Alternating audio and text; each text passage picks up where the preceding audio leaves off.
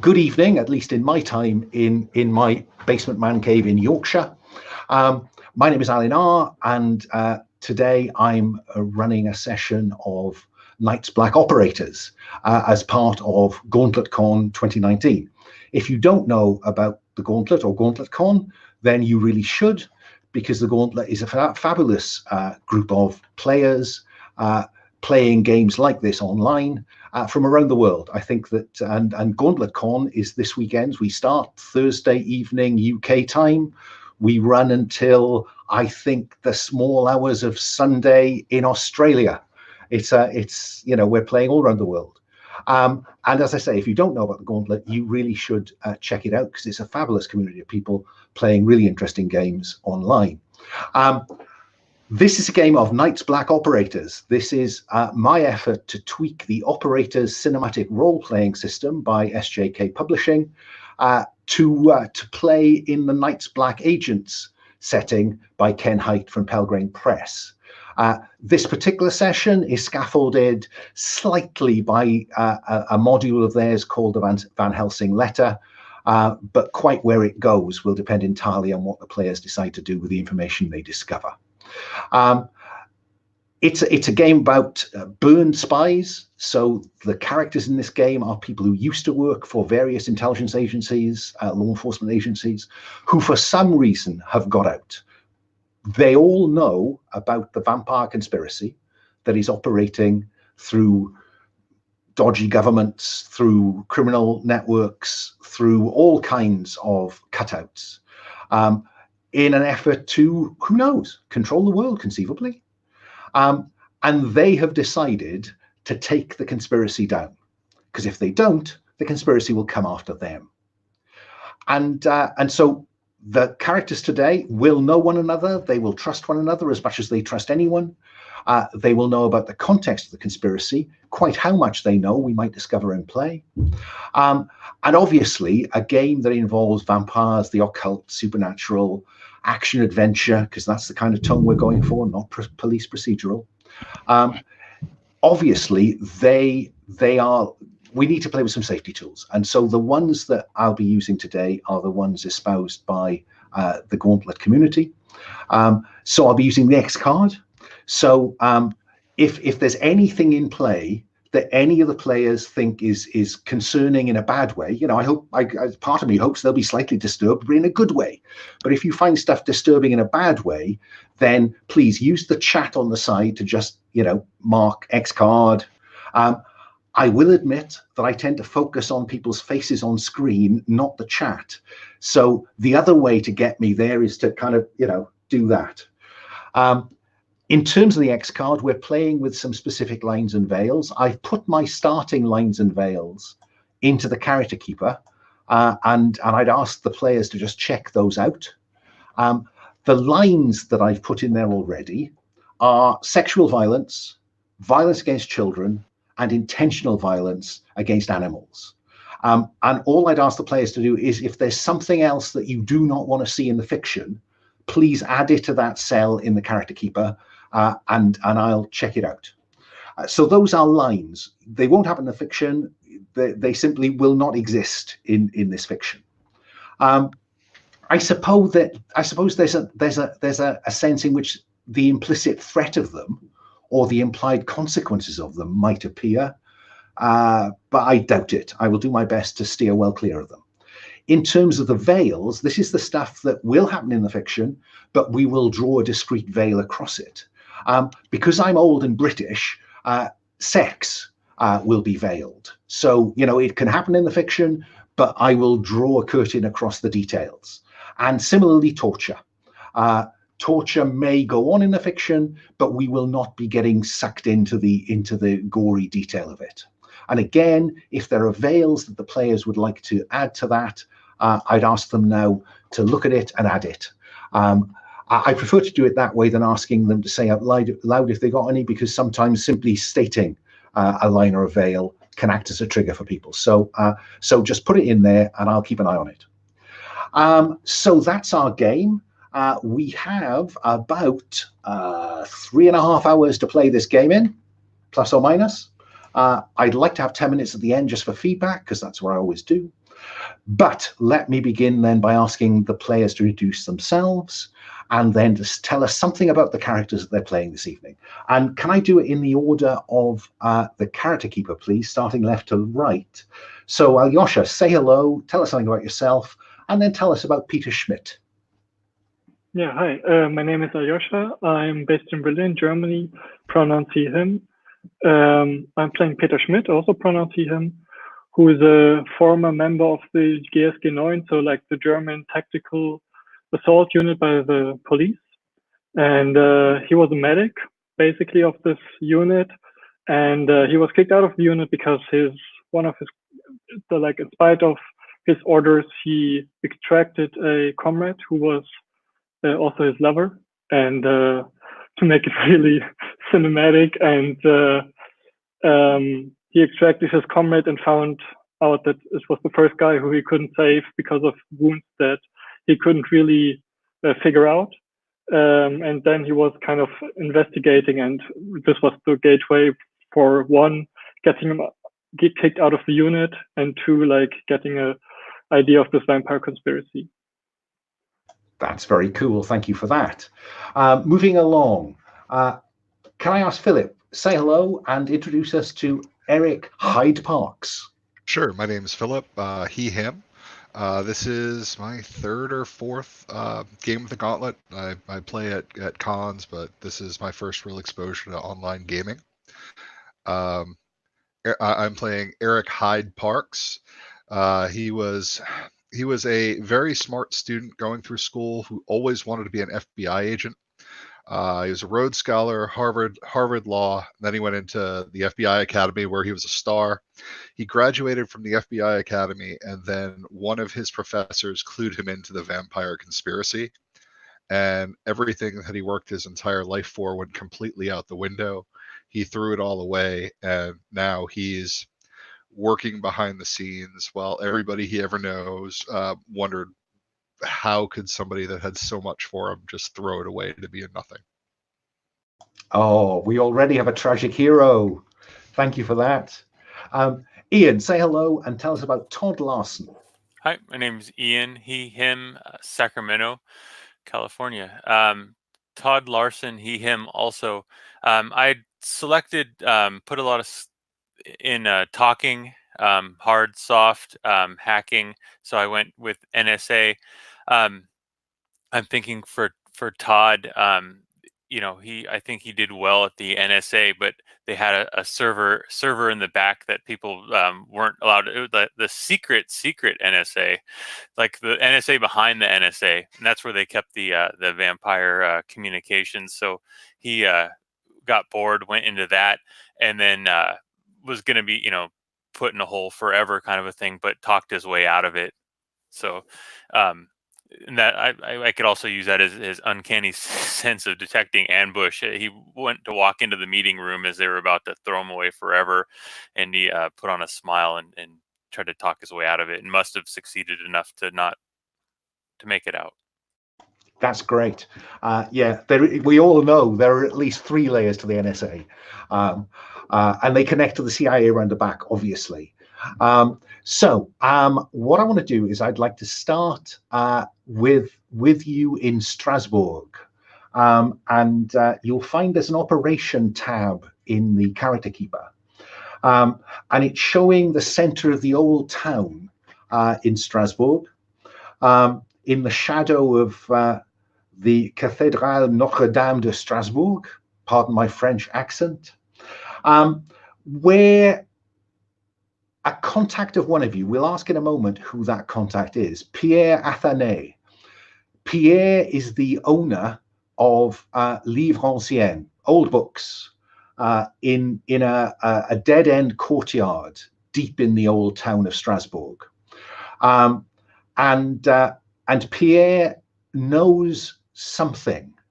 So let's work out who's most likely to be a contact of Pierre. Who's volunteering?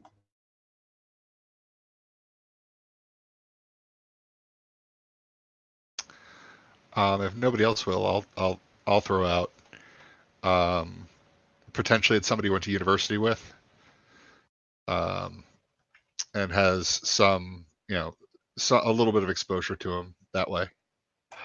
Now, Pierre is a lot older than Eric Hyde Parks, unless I'm much mistaken, Eric. So shall we say that he was a guest lecturer Sure. at perhaps the Sorbonne in Paris when Eric was doing some kind of summer or semester visit? Yeah, because we know Eric is a high flying academic, and Pierre, his academic background is in old books and ancient books, hence the shop that he's set up in retirement.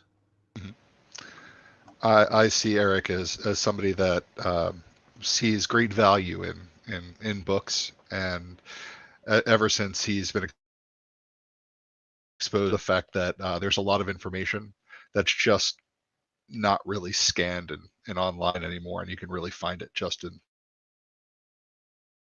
Oh, you froze a minute then, just for a moment, Philip. Can you repeat that? Sorry. Sure, I was saying that since he's been exposed to the truth, he understands there's even more value to the physical written word than than something that you can find online or available in a traditional library. Would you like to give us a flashback at that point, Eric, of the kind of things that you mean? Sure. When Eric was in school, he used to kind of laugh at the Luddites that would constantly be going to the back of the library and pulling out these old dusty tomes. He's a little bit snobbish, where he started to think if it's worth it, it's probably online and available. And then one of his professors, when he was at Quantico, the one that actually clued him in, Dr. Blasp, she was the one that showed him the secret library that she keeps, and she said that she just touches on the actual books, and the safest way of keeping this information out of the hands of those nefarious individuals is to not congregate it together. That's why it's all over the world. And that flashback of him having that conversation, we get a flashback to his Ivy League college library. It's all very grand. What Eric has just done there is to prime with a flashback his training as an investigator. Okay. Yeah. And I hope that kind of rules expose makes some sense to the other players. So Eric, you have come across Pierre in an academic context. And so I think it's you he contacts to say that he understands you've left the agency, and your name has come to him associated with those who are seeking to undermine, and you don't need to see the capital C when he says the conspiracy. And he wants to meet with you at his bookshop in Strasbourg. Absolutely. And I know what that means. And I know that it means to go there, to wander around, look like a tourist, to make sure if there's anybody that is aware of the conspiracy, and to pull into the bookshop as a wayward traveler stumbling into an interesting shop, rather than somebody going for a clandestine meeting. Okay, so what I think then, we open on Eric wandering down. It's an alleyway that opens into I guess it's a square at the bottom, maybe 20 or 30 paces across. There are apartments all around, but the ground floor of one of those apartments is Livre Ancienne. And so what I'm seeing is Eric wandering down there as American in Strasbourg. Can I ask, Alyosha, where are you when this is going on? Because Eric's going to need some backup, I'd have thought. Yeah, I think Peter is like also dressed as a German tourist with the like sandals and brown socks in front of the shop, and trying to be on the lookout a bit, and trying to have like a line of sight to Eric, to like just make sure he's fine. Okay, I like that. What about Todd? What's Todd's role in this operation? I'd like to bring a car of some sort. Not only a car, but like a map. You know, have looked at the area beforehand. Looking for any areas of easy escape, and then also areas that people might try to drive into, surround. Well, I can tell you that precisely, Todd. I won't even make you roll for that one. Can you see just north of where I've marked in yellow Yeah. the bookshop? You'll see a little square which is marked for parking. Most of the area south and east of that, below and to the right, is pedestrianized. There's a little bit of road access near round the back of the cathedral, and a little bit of road access just south of where the bookshop is. But there's quite a lot of buildings between those parking spaces and the shop. So with that information, where do we see Todd? Let's see. I think I'll be working the crowd. Let's see. So in between, let's say in between the parking and that bookshop, I'll be trying to blend in as if I'm shopping. Fine. There's an approach that I'm indicating on the map now. Yeah, just along there, which is a shopping street, and it's a left turn off there that is the alleyway down into this square where the bookshop is. Are you parked here? Correct. Yeah. Fine. So you've parked the car, and we'll worry about how good the access to that location is when the time comes. If the time comes. Okay. So I think Peter, you're first on site because you're scoping out the location as Eric is walking towards you. So I think probably I'm going to ask you to roll for surveil, which may not be a good thing. Because I think your surveil is 3. So you're going to need to roll 3 pluses on the dice to succeed at spotting something.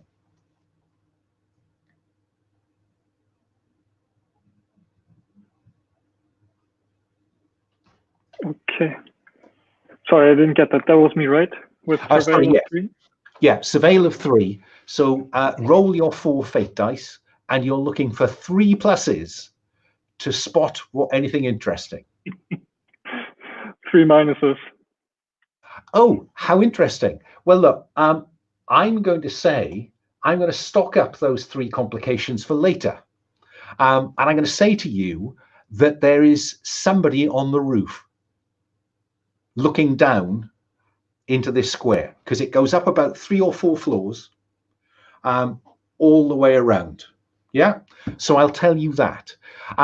Because for dramatic convenience and the fact that it's very in genre, each of you has a little earbud, so you're in constant communication with one another. So what do you do with that information, Peter? Yeah, I'm trying to not be too obvious about having seen the person on the roof, and just letting the other guys know we're not alone. Somebody's got eyes on us on the roof, and try to act inconspicuously. Yeah, I might ask you to roll conceal in a moment to see how well you can conceal your intention. But for the moment, Eric, that's the information you have as you come in under this kind of tunnel into this large 30 or 40 pace across square with flats going up either side. What do you do, Eric?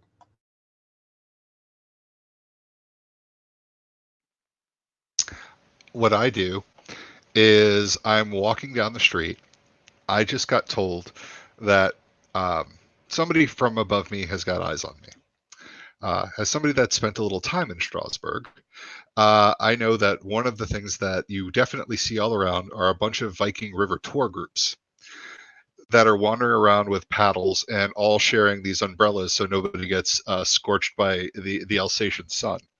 So what I do is I basically walk into one of the tour groups, muddle myself around with the other people in there, ask to take a selfie, basically wander off with one of the umbrellas, and start to head towards the shop and hopefully to confuse the person that's observing from the roof.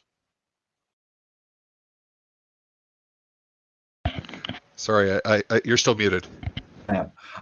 It wouldn't be a game of mine if I wasn't muted at an important point. It'll happen again. I'm thinking that's either conceal, pretending to be that tourist, or infiltrate. Which is your preference? They're both one in your case, I think. I think probably conceal. Let's see. So that's 40F.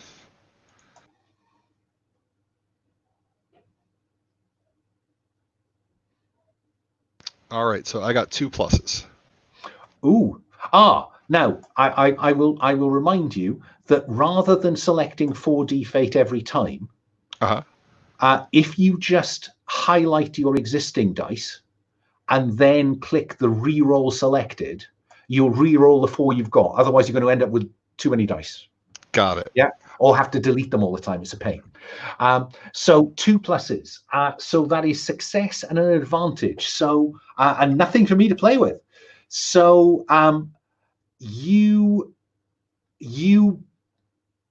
believe that you have done all you can as you emerge into this square to not look like Eric Hyde Parks. Yeah. Yep. If that's what they're looking for, and you have a plus to play with, you have an advantage to play with. Now you can describe what you want for that plus to be, or you can keep it in your back pocket because it's in relation to the guy on the roof, isn't it? What I would like to do is I would like to use that as if it's somebody that if the person is looking specifically for me, I would like to have the observers see if he's looking frantically to try to find me, to prove beyond a shadow of a doubt, 1, that he's looking for me, and 2, get a feel for what he's sort of looking for and what he potentially knows. That's quite a tricky one. I think I will tell you that as you kind of peer from underneath the umbrella, wanting to get a look at the point where Peter has indicated this guy is, he is not looking about frantically, and there's a slight glint, which could be a sniper scope, and the glint goes and comes and goes and comes. So I would suggest that he's scanning the square. Yep. Yeah. Yep. Okay. I basically send back potential sniper scope, and then I just keep walking towards my location. Okay. Meanwhile, Todd, you're outside, working are you walking up and down this shopping street with the alleyway leading to Livre-Ancienne, or are you sat at a cafe? You tell me what we see. Window shopping, slowly strolling past each window, looking as if I'm considering going in that shop or the next, just slowly working a circle around it. What I'd like to do is if I hear that the person's there, and if I know which building, if I can use that same mode to walk around, if I get to the building that person's on, to see if I can somehow find a way to enter it or climb it, fire escape or something to gain access to that roof area. I think what I can tell you is that it's looking down from where Todd has come through, where Eric has come through. So if you could get into one of the shops and get perhaps into the stock room at the back and make your way up, you could probably get up to the roof nearby, if not exactly that position. Does that seem fair? Totally. So what do we see you do? So I'll find. Well, let's see. I'm trying to think of what shop. Oh, maybe something with shoes, and I can walk in and ask the person for some outlandish size, or like a quarter size, or something that wouldn't even exist, to the point where I can get them to have to go to another place, and then see if I can gain access to a stairwell or a side corridor or something within the store. That seems like talk soft to me. Okay, very good.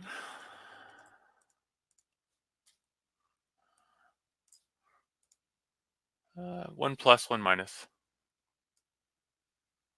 Oh, so your talk soft is 1, so you succeed, and I will just take that minus for my very own for later. So yes, oh monsieur, yes, I have size 12.32. I would just go and get it. And this guy walks off down the back of the shop to a door which he pushes open. And because they need to get in and out through this door, it doesn't slam shut. It's moving very slowly closed. What do you do, Todd?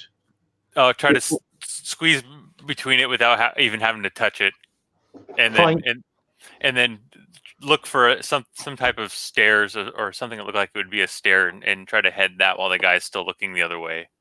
Okay, unless you've got a better narrative justification, I'm thinking infiltrate. All right, sounds good. Which you have a 2 in, I think. So I'm looking at 2 pluses.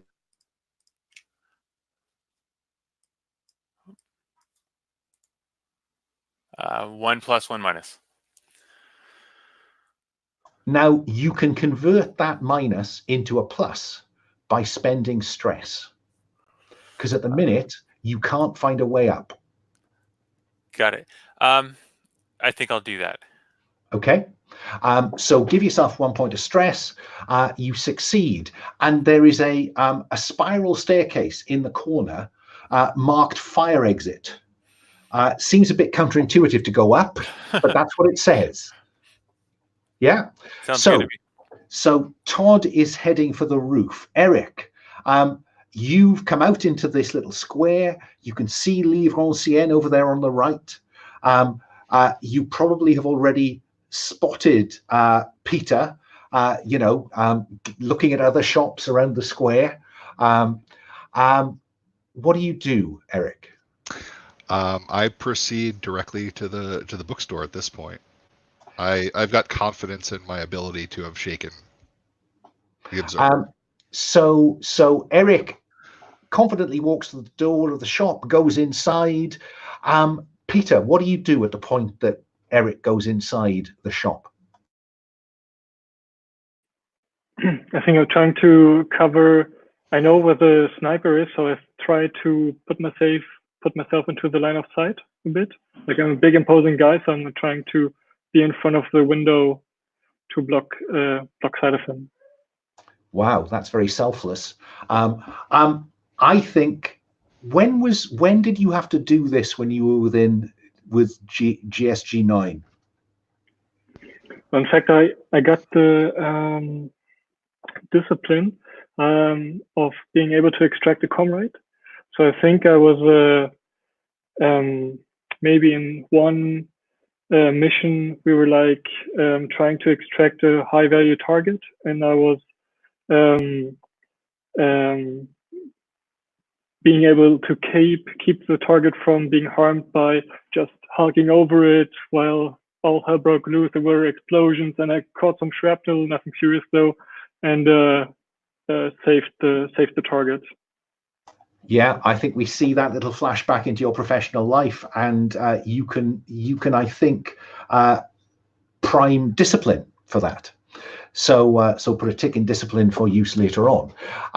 So you're running interference on the sniper to all intents and purposes. Todd, the only other thing I want to tell you is that you saw a street gang, street repair team setting up, and so just as you're getting up towards the top of the roof, as you open a skylight, because it appears the fire exit is up around the roof and then down the far side of this block. So just as you get up to that scarlet, you hear a kind of as someone begins with a street drill. Eric, you're inside Livre Ancienne, and there is Pierre Athénée. The first thing I do is kind of take a deep breath and breathe in the old book smell. I kind of take a quick glance around to remember the end and embrace him. And I think that I'm just trying to think. Yes, Pierre shakes you by the hand and he draws you into a, very French, and he says, "Oh, I'm very pleased you're here, Eric. I have found something remarkable." If you call it remarkable, I am absolutely excited to see what you found. Let me close the shop. And so he goes to the shop, he flips the sign to closed. You see him put some stuff into the some code into the security, and he leads you through a side door that takes you to a small lobby with an elevator that goes up clearly to the flats above the shop, and he goes in just as you in, hits the top floor. And the lift is going up. Peter, what are you going to do now that the shop is closed? You can see as you're kind of looking in and checking the reflection from the sniper opposite. They've left the shop. What are you going to do? So I suppose as we knew where we were going to go before, we might have some floor plans at least of his building. Now you can always burn stress to earn a flashback.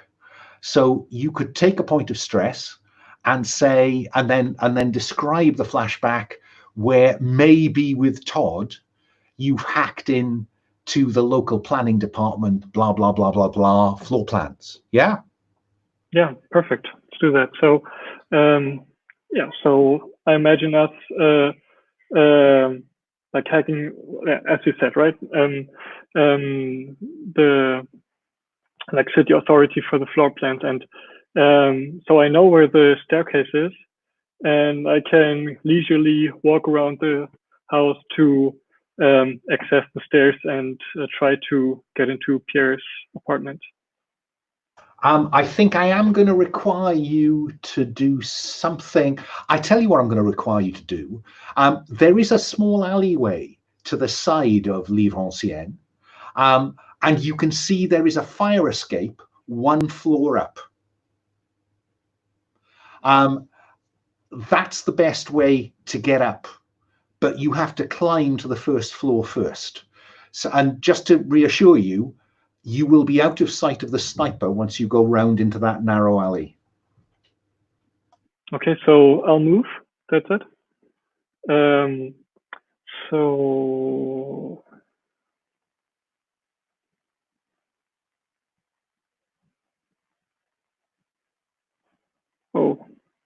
two minuses and a plus, and I have a move of 1, so it should succeed. So you succeed, but I am going to keep the 2 minuses because nobody wants to see the heroes fail in the first act of the movie.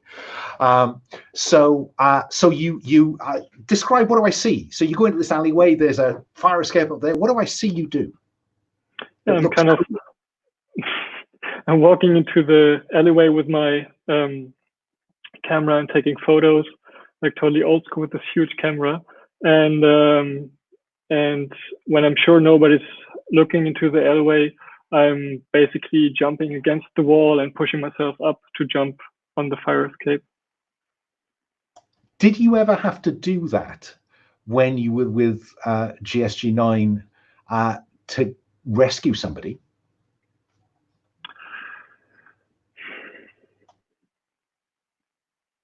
Well, I imagine that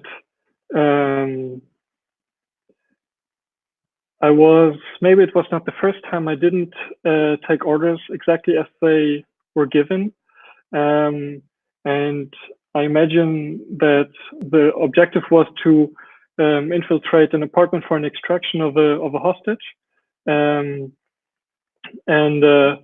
when I heard some shooting and I knew that the stairway was blocked, I was the last guy to go in, and I took the fire escape in the back to go up, shoot a couple of undoubtedly evil guys, and was able to extract the hostage without being under fire on the way. I think you just primed your training with that. Now let me go to Todd. Todd, you found the skylight that is the way that people are supposed to escape from the upper floors of this building. What do we see you doing as you kind of open this skylight, or don't you open the skylight? I don't know. What do we see? I'll use the narrative definitely of the jackhammer, and once it stops, wait for another round to start, and as it does, then I'll open it slightly, seeing if I can spot the sniper, and possibly if he's working in a team, or if there's another person there, just surveying the top to see how far he is from me, if I can see him. I think surveil works nicely. So you have a surveil of 2. I'm looking for 2 pluses. Hey, 3 pluses. Well, so you succeed with surveil, and you have an advantage to play with. We have just seen you has an uncanny sense of detecting ambush. So I think we've just seen you do that. So you can now tick discipline. The next time that this opportunity has, you'll be able to use that mechanically. And what I will tell you is that there is the sniper that we knew about, and there are 2 other snipers on 2 of the other roofs looking down. So you spotted one of them. You didn't spot that one or this one. And for all you know, there's another one behind you on this roof. Got it. Given your uncanny sense, I'm prepared to say that I think probably you have a deep suspicion that somewhere about 10 yards either side of you and just behind you is a 4th sniper. But you have an extra plus because you rolled 3 pluses. So you have an extra plus. You can use that plus to give yourself some narrative positioning, to describe a bit of narrative that will help you later on, or indeed just to keep it and use it the next time you roll. I'd like to see if with that knowledge and the basic layout of the area, to see if there's any blind spots that they're not covering. So if we do have to escape, or if there's a side of the building that the bookseller's in that we can leave through, or some way to avoid them. My initial thought was to run up there and try to kick the gun out of the guy's hand, but I got a feeling that if I do that with those other snipers, that I'm toast. So I think I'm going to use it more as reconnaissance and try to use my brain for this part. Given that your fight and shoot are both 2, taking a sniper on at close range might not be the sensible thing to do. So I think that makes sense. So yeah, I can radio. We have the earphone, so I'll definitely relay this with their basic information to everyone else to see if that information can help them. Definitely. So I'm going to tell you that the best way out of this situation is the way you've come in, because there are a couple of chimney stacks between you and 2 of the snipers. That means that you might just be able to get a bit of cover on the way to this. And thinking about how this building is constructed, that's probably where the sniper behind and one side to you is, on the other side of a chimney stack. So I think that what I'll say is that the way you came into this is probably the safe way out. Does that seem fair for your class? Yes. Okay. Peter, you now know that you have 3 confirmed and a 4th suspected sniper on the roofs, covering all sides of this square. Does that change anything you want to do? Does Pierre Athenay's apartment, I suppose, has like generously big windows and a big balcony and something? I think it's worth going up another 2 flights of the emergency route out to find out. Yeah. Okay. Sure. So, with the idea in mind that I can always like throw a grenade or something like that on the roof from the fire escape, I think I'll go up and try to establish the situation. Fine. What I will tell you is, as you go up this fire escape, at each floor there is an emergency exit, which is locked from the outside, open from the inside. So it looks like whatever floor you're on, there's a way out to this fire escape.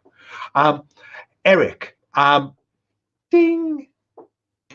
Elevator doors open, and it turns out this elevator serves a single apartment on every floor. So, and Pierre's is on the 4th floor, the penthouse in effect, and it's a very well. You tell me, what kind of apartment does Pierre have? You know more about him than everybody else. Well, first of all, as I'm going through the floors, I'm kind of making casual references to private elevator Pierre, 4th floor penthouse Pierre, just to make sure that people are aware of what's going on. And the door opens up, and for somebody that complains about barely being able to make that the average piece of furniture in that room is been passed down generation to generation, there is millions of US dollars worth of just old furniture in the room. It's not necessarily dusted, but it's definitely there. You can tell this man has had some serious family money. He's probably not aware of what's there. He's oblivious to the fact how much is actually in front of him. So Eric kind of looks around, realizes that there is some very expensive chair that he kind of acknowledges the craftsmanship, and just casually walks over and said, the antique desk in front of him. He asks, now show me what this is that you've called me so far for. And I'd like to add to that there are several portraits. There's one from just after there's a very nice photograph of Pierre as a young man, Pierre recently, and a series of paintings showing this man's money goes back a long way. So there's a picture of somebody who looks a lot like him in the kind of get-up that perhaps Louis XIV would be wearing. So yeah, the family money goes back quite some way. The average American would look like it's a caricature. There he is as an admiral in the French Navy. There he is, at Waterloo, and it just looks like somebody bought these cheesy paintings that some tourist artist put down. But you realize these are his direct family members in crazy points in history. Brilliant. And so yes, he takes you, and of course the desk has a roll top that he carefully unlocks with a small silver key, and he rolls it up. It has gorgeous kind of curved legs. It's just gorgeous. And he on the desk is in a plastic folder, a plastic sleeve, a handwritten letter, and he gestures you to look at it. And it's dated 31st of August 1908. And it's handwritten, and it's in German. And it's and of course you speak German, Eric. Yeah, a little bit. And it says, kind sir, it has been many years since that terrible time when my son was, alas, all too briefly under your care. Once again, I must express my gratitude for your efforts. You know as well as I do that little could have been done for my boy, given the horror that followed him. Forgive me that I have so rarely written to you. The pain of that time, coupled with the madness of my dear wife, was almost too much to bear. Also, the burden of the great work, inverted commas, kept me from writing of the heart when there was writing of the head to be done. You recall friend John Seward, who was so dear to me, and to you also, I think. He called me to England in 1894, and events there and subsequent work in Romania put me on a new path.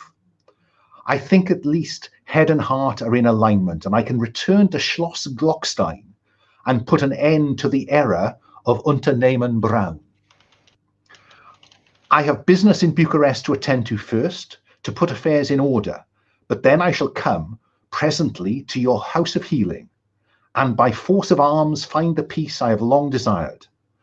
I shall bring with me a young woman of the family of Haflich, and you know well the significance of that. I ask no more of you than this, my friend, that you make ready such supplies and things that are needful for the journey to Glockstein, and that you ensure that which I left hidden in the tunnel near Keilberg all those years ago are made ready for transport. Pray God, and the error shall be expunged before the new year. Yours, Abraham van Helsing. Okay. As somebody that has exposure to what's going on in the world, most people that have read Dracula would be surprised to see anything written by Van Helsing. But the thing that really jumped out at me was the reference to Dr. Seward, and I'm assuming I know that the insane asylum, Dr. Seward,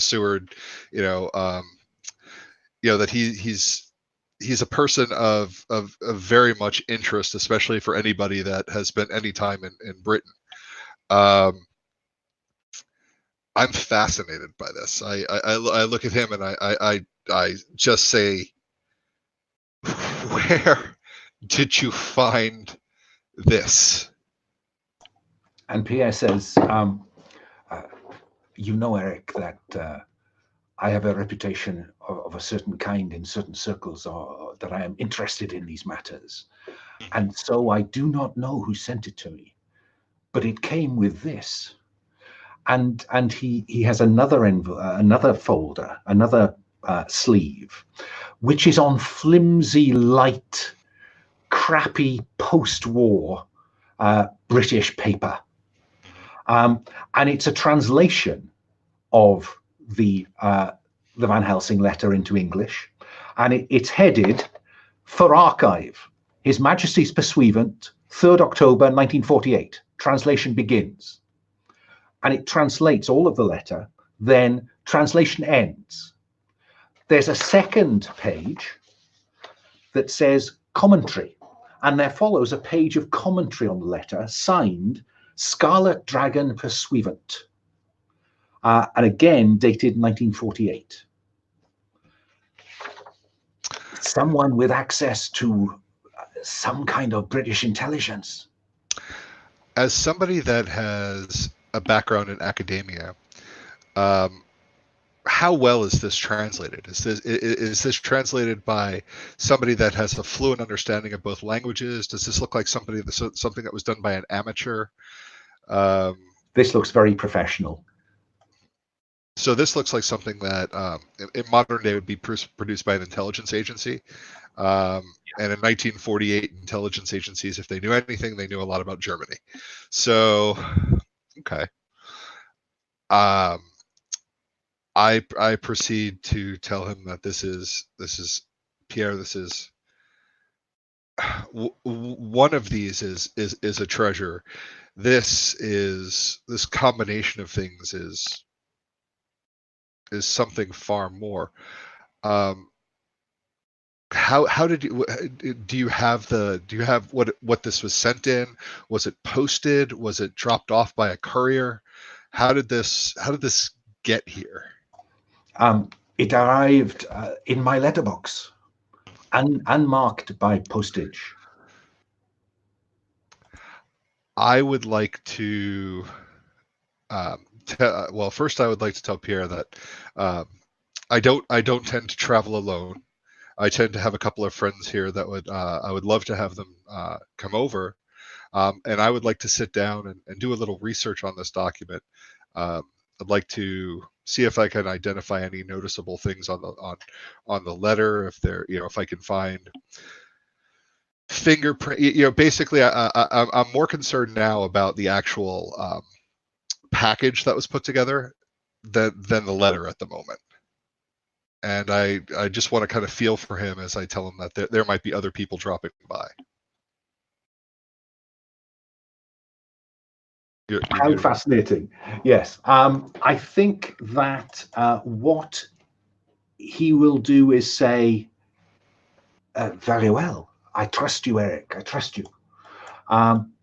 And what I've just done is to put a tab in the character keeper, which has the original letter plus the postscript that was on the other side, which I didn't bother to read to you, and the bear with me, there it is, the commentary from You Think, Someone in British Intelligence. Would you, Eric, roll to know something for me? Sure.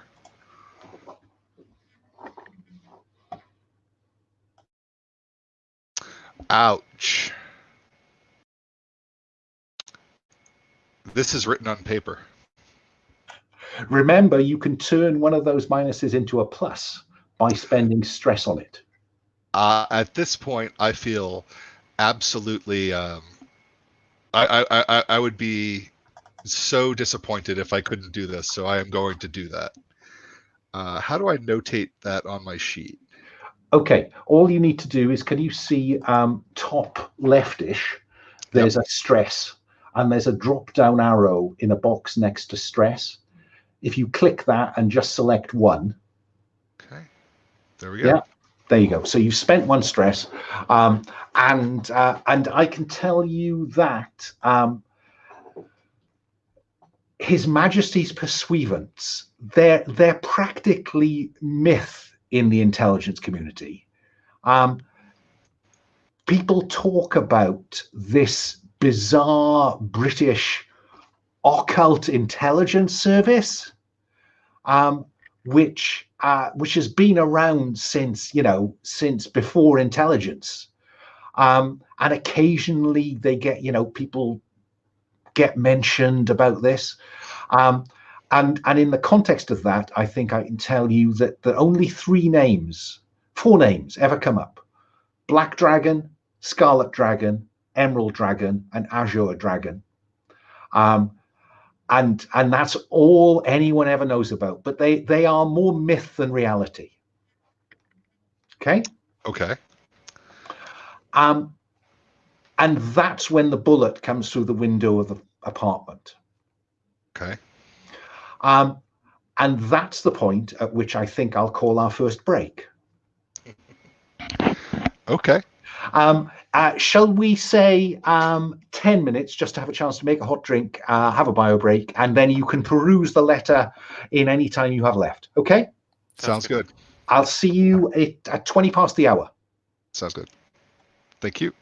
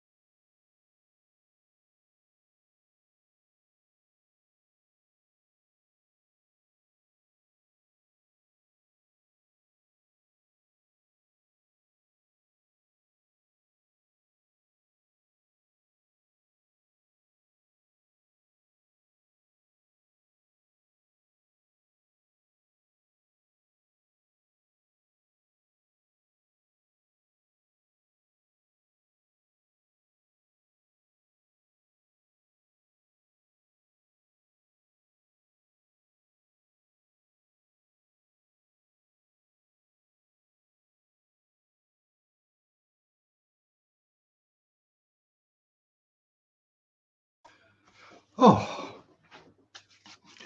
So, are you playing a lot this weekend for GauntletCon, Philip? I am. I've got probably about two games a day. I hope you got Monday off. I'm kind of used to it, so it's nice that this busy weekend is actually on my terms. So, okay. So, as I said, there's a slight foot that Todd will hear from one of the snipers as a silenced high-powered rifle goes off. I think that the first thing Eric will hear will be the slight kind of crack as it goes through the window. And then the blood spray from Pierre as the bullet enters about here and exits somewhere slightly under his armpit. And I think, Peter, what you hear probably is an involuntary "oh shit" from Eric. What do you do, Peter? So I have no eyes on the shooter. You've got up to the top floor. The staircase continues to the roof.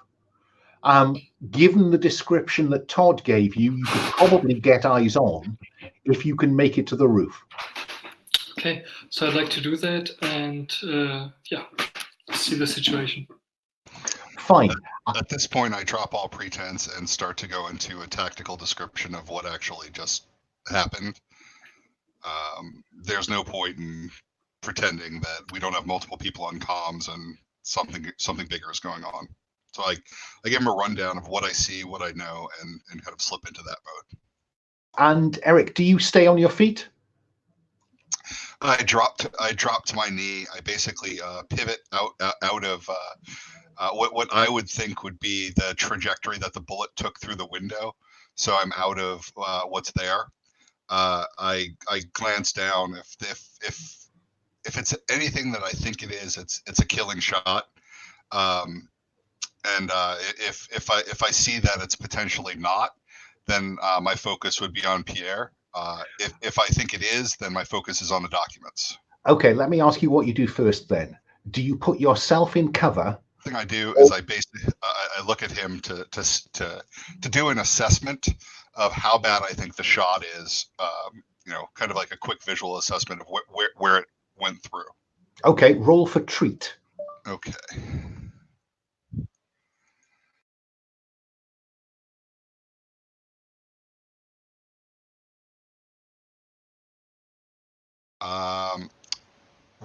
One plus, one minus.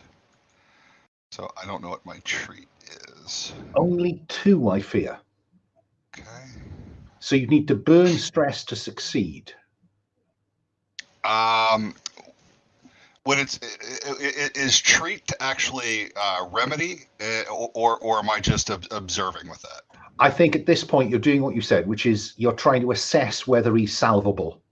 Then I actually do burn stress. Okay. That gives you success. I think that you put pressure on the wound, and you think if you can get sufficient support quickly, you might be able to save him. But this is the kind of thing where you really do need an emergency medical team on scene, very sharpish. This is where you'd normally cry into your mic, "Officer down."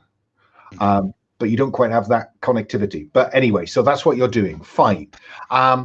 Let me go to Todd. But Todd, let me actually throw this out there, though. I do know that Peter is, if there's anybody that I would want to be in this situation with, it's him, because he's a battlefield medic. And what's interesting is that there is a fire escape exit in the side wall of this room. So you could leave Pierre, because you know that Peter's making his way up that fire escape. At this point, he's got slightly above you, and I'm going to go to him in a moment, depending on what you do. I'm going to stay low, go over, and open the door to give him an easy opportunity to come in if he wants. Okay, Peter, you've gone up above that door when you hear it open, but because you've got comms, you know what Eric's doing. So do you go back down to Pierre, or do you carry on going up to the rooftop? Difficult choices. Well, I think I'll go down to treat Pierre. So I'll try to maybe like swing around the floor a bit to just right in the moment the moment the door is opened, like just to swoop in and try to treat Pierre. Yeah, you have move 1. I won't make you roll for that, but I think we see you do something cool about swinging over the one fire escape and just, launching yourself feet first past Eric's shoulder. Todd, you're on the roof with eyes on 3 of the snipers.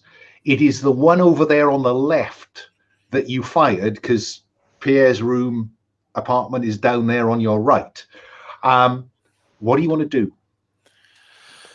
So I was thinking about causing some type of distractions, pandemonium at this point. So I don't know if I've got some type of. I was thinking like a smoke grenade or smoke bomb or of something. I want to try to chuck something up on that roof, close that skylight. Try to jam something in it so the guy. I mean, he could still. The sniper, could still pick it up and throw it off the roof, but and then while I'm doing that, call the whatever the local fire department is and tell them that the building I'm in just started. I saw smoke and it looked like the floor's on fire. That way, okay. we could maybe get some. Let me tell you that what you've just described is a fix roll. That's mechanical stuff. Got it. Now your fix is 3. Yes. And I'm just wondering if there's something you can do with hack that might get a similar effect. Yeah, most definitely. I like that. I think that doing something, trying to manipulate maybe some type of burglar alarm or fire sensor, smoke sensor within that building. So I think that would be good. Set that off, and then start with that. And I think we see for the first time the NSA tablet that you stole from the agency. So you can prime training, because we now know you were a hacker with the NSA, and it's still got all the NSA tools in it, and so roll to hack the local emergency system. Sounds good. Oh, all right. So then I'll use that to 2 minuses. So re-roll that. Take the training back off, and then I can re-roll the minus. No, you can't. Now you've primed it with this activity. Got it. You can use it later. So at the minute, the only option you've got to improve that is to go with pushing yourself. Got it. So then I'd have to 1 stress. That's right. All right. Yeah, I'll bump stress up to 2, and I'll even if I have that much manipulation, I'm gonna try to call all 4 buildings as on fire for alarm, or even better, because you wouldn't even see smoke, but gas leaks. For some reason, there's 4 gas leaks all in the same time, just in those 4 buildings. And I think that because these are quite upscale apartments, I think they'll all have the kind of sensors connected to some carbon monoxide. Exactly. So there are red lights going off on a number of dashboards around Strasbourg, and it won't be long before you hear Nina, Nina, Nina, or whatever the Strasbourg equivalent of that noise is. So great, you've spent the stress, you get the success. Did you get 2 minuses? Because I think I'm owed a complication on that basis. Yes. Okay. So Peter, you've leapt into the room. There is Pierre bleeding out on the floor. What do you do?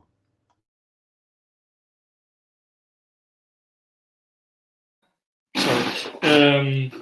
Yeah, I think I'll I'll just try to evaluate the situation. Like, I don't have many tools, but like to estimate which large vessels are hit, and basically, like, if it went through the chest, like trying to maybe like have some foam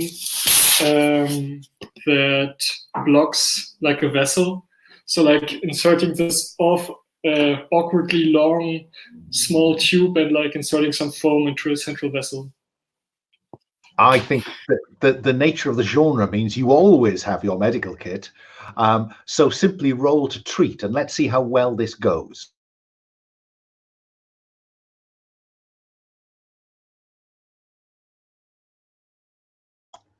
I think that's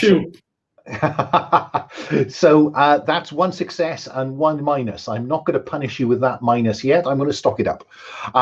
And so you have stabilized Pierre. Meanwhile, while this this frantic medical attention is going on, Eric, what do you do? Now that my friend is being taken care of, the documents themselves and any of the materials that were part of it, the packaging materials, basically I take them and I make sure that they are stored securely within my jacket in a way that I'm not going to damage them from a research point of view. Fine, they're still in their plastic folders, so you can roll them up, stuff them down your inside pocket. That's as secure as you can manage. But that's when the second and third shots streak into the room. So Eric, I think I need you to avoid getting hit. Now you can use I don't know. I'm thinking conceal. I'm thinking move to leap out of the way. So conceal to do all this by staying out of line of sight. I'm thinking move to just leap about. Maybe even shoot to assess where it's safest to be. Which one do you want to go with? I am going to do something that my mother within the game would be absolutely appalled at, which is I'm going to put this piece of furniture that I know is well made between me and the incoming bullets. And I'm going to basically put myself behind it for the incoming shot. So I guess it's conceal. Yeah, there's a 16th century Dutch oak table in the middle of the room that you flip onto its side and push it up against the window, and take cover behind there, and you hear that thump, thump, thump. So I think that sounds more like move. Okay, so that's move. Because that's quite a lot of moving about the apartment. Okay, so I do not make it if it's move. I make it if it's conceal. So yes, yeah, no, go with conceal. Yeah. Go with conceal. That's fine. Any minuses? 2 minuses. Oh, good, because you haven't had any yet. Yes, your mother in the game would be horrified because you hear this kind of thunk, thunk, thunk as bullets begin to hit the table. So yeah, you've collected everything you can together that you think's useful. I can tell Peter that you've stabilized Pierre, but you dare not move him. What do you do next, Peter?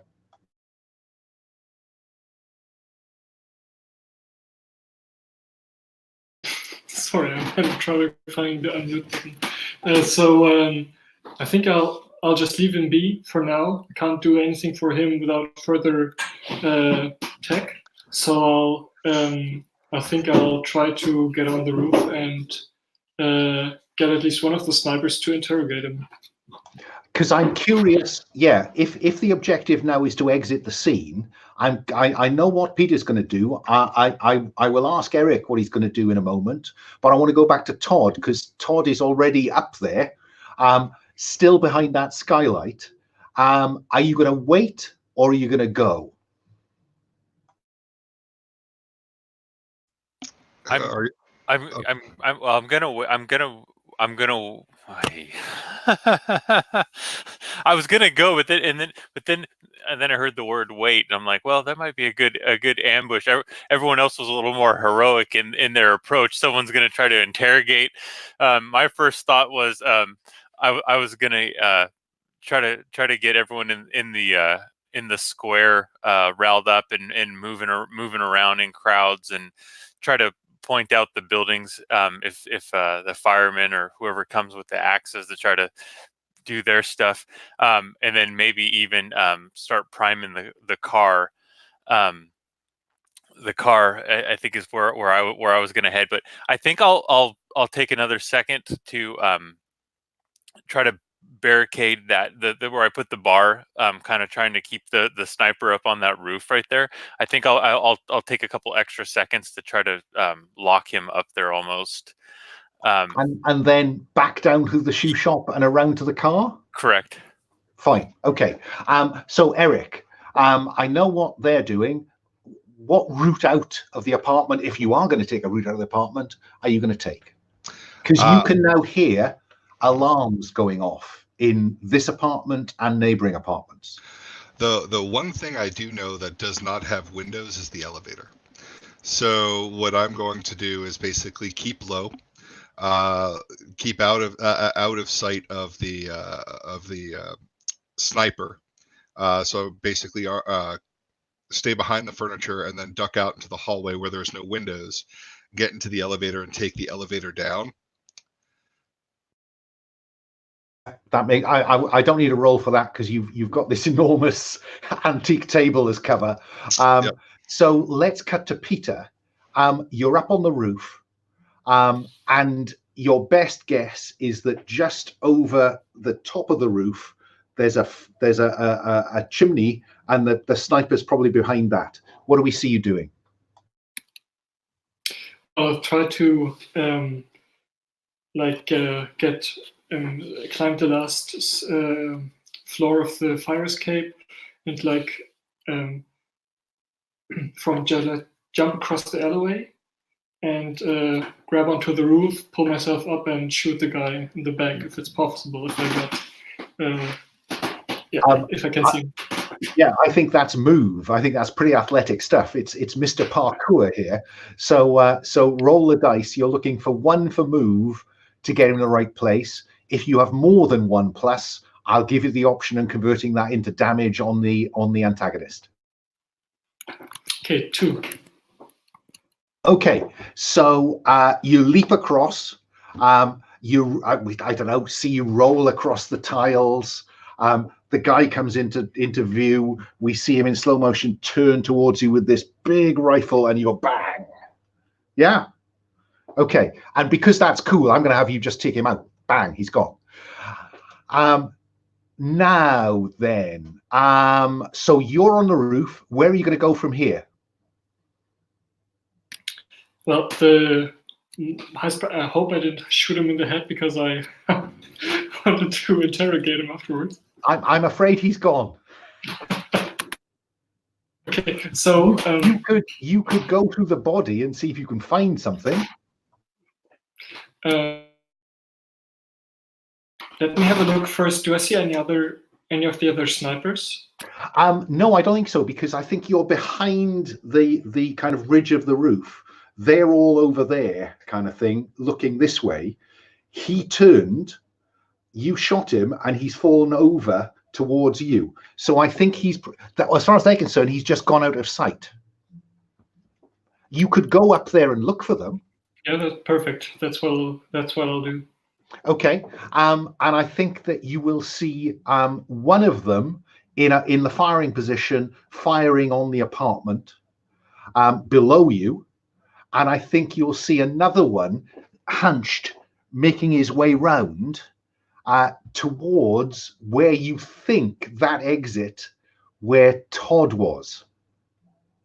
Yeah? Eric, you're going down in the elevator? Yep. Todd, you have rather surprised the staff and customers of a shoe shop by bursting out of the stockroom and running out into the street, running out into the street where those workmen were, but all the equipment's been abandoned. Do you head off to the car? Yeah, I'm gonna head towards the car, but I'm gonna look back at the I'm gonna try to make eye contact with him up on the roof, and then check the building to see if there's any type of signal or I see anyone in distress. I need to help.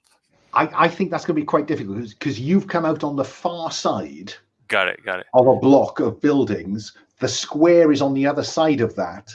The way to go and find out what's going on now is to go back down the alley towards the shop front where Eric is about to emerge. Got it. So you can do that.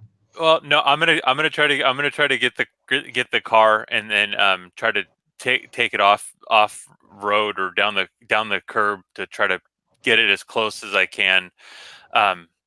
Scattering Viking River Cruise parties as you go. Blaring on the horn, doing a parking brake turn to get it facing the right direction. Okay, we'll come to all that in a moment. Meanwhile, Eric, the door opens to the lift, and there's ahead of you is the door from these apartments out into that little square, or you can go right back into the shop. Where do you go? What I want to do is I want to duck into the shop, and I want to see if there's a jacket, if there is something in there that any person that is observing me or observed me earlier, I want to do something to break up my appearance. So if I do make a dash for it, it'll give me a slight advantage because they have to wonder if it's me or not. Yeah. So I'm going to go with basically rumble in there to see if there's anything that I could, like an old pea coat or something like that. Yeah, I think that we see you grabbing Pierre's Macintosh. Of course, you have a baseball cap or something similar stuffed in your back pocket, because who goes out on these ops without one? Yep. And then what's your plan? Basically, I turn the collar up. I ruffle myself a little bit and turns around, and that generally anonymous face kind of looks like somebody completely different. And what's good for you is that now, of course, the alarms that Todd set going sees people spilling out into this little square from the buildings. And I want to get lost in that crowd, pointing more at the building and not necessarily looking for the snipers. I want the crowds to be my friend. I don't think I even need you to roll conceal for that, to be honest. I think that narrative, given the circumstances, is not a problem.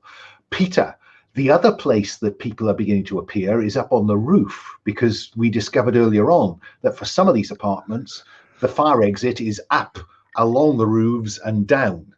So from your position on the roof, you can see little emergency doors flipping open around the square, and members of the public, ordinary innocent civilians, clambering out. What are you going to do, Peter?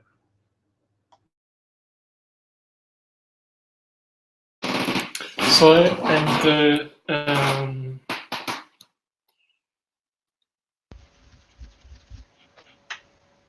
I wasn't expecting that. So so I suppose I guess the snipers are not going to shoot randomly shoot anybody. So I think I'll try to, like, the guy who's shooting or who's been shooting the apartment, is he across or is he on my side? Let me think. He's if you're on this face, he's over there. Okay. Yeah. So but just so you're aware, I will tell you that as civilians begin to spill out onto the roof, both snipers, surviving snipers, three surviving snipers, are disappearing over the ridge lines. They're clearly making some kind of quick exit themselves. Okay, so I'll try to heroically jump across if it's possible, to jump across the corner that is separating us, to let quickness be my advantage, and try to get to the sniper before I cannot hit both at the same time, so at least get one, and try to prevent him from harming civilians, and also trying to grab the guy. Just so I'm clear, it doesn't look like they're going to harm civilians. It looks like they're making their escape. Okay, so but yeah, trying to get to them as fast as possible. Fine. Let's have you roll to move then, and we'll treat advantages as an indication of how quickly that you get there and whether you get there quicker.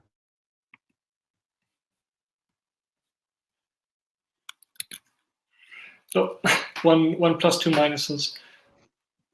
How much? So you get there, but I'm afraid the 2 minuses, I will use both minuses right now to say that both of them get away. Okay? Okay.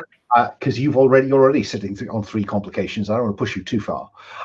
Let's cut to the car. So we see Todd, sprinting around the corner into the square where the car is parked, and then driving back down the pedestrian access. So go for it, Todd. Let's see that drive. Let's see some hot driving.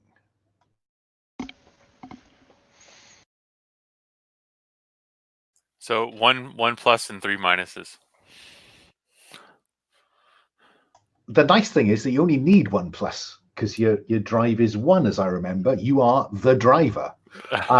But I am going to stock up those 3 minuses. Goodness me, yes. On the plus side, this will mean that I have more options for the supernatural in the second half of the game. So we see pedestrians scattering as you kind of drive down this narrow medieval pedestrianized street that is probably only 1.5 times as wide as the car. And we see you screeching to a stop at the head of the alley, at the end of which is Pierre's bookshop. As Eric, of course, very nonchalant in his baseball cap and Macintosh, emerges from the alley. Unless you want to do something different, Eric. Oh, at this point, he had picked up a large plush stork that one of the tourists dropped when they were getting all mixed up, because you can't go to Strasbourg and not see storks. So he grabs one of the storks and kind of puts it in front and hops into the car. And you look over, and he's wearing different clothing and holding a stuffed animal with a little bit of blood on his face. And I go, mission went as usual. Like that. Peter, it's clear from the comms that the other 2 are, exfiltrating. You will have a backup rendezvous, I'm sure, somewhere where Todd can avoid crashing into people. Do you want to do something, or do you want to head for the rendezvous? I think I'll just head for the rendezvous. Guys are lost. Yeah. You're muted. I think that's probably the point at which Act 1 begins to close out. We see Peter scaling down the side of an anonymous building just as Todd drives around the corner, gets into the car, and you drive away to a safe house on the outskirts of Strasbourg. Yeah? One of the and from a cinematic point of view, you have to have the European Court of Human Rights sign behind you as they drive away. Very good, very good. One of the conceits of the operator rule system is that occasionally there are outtakes. There are not outtakes. There are cutscenes where we see what the opposition are doing. So at this point, it seems that we should introduce ourselves to the villain. Now, I would ask you to just have a look at the image board. Do you want to pick a villain for me? Just give me a column and a row. First come, first served.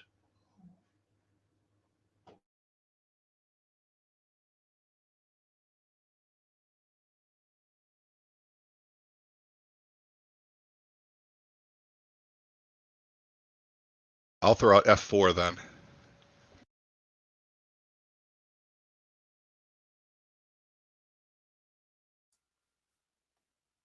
That'll work.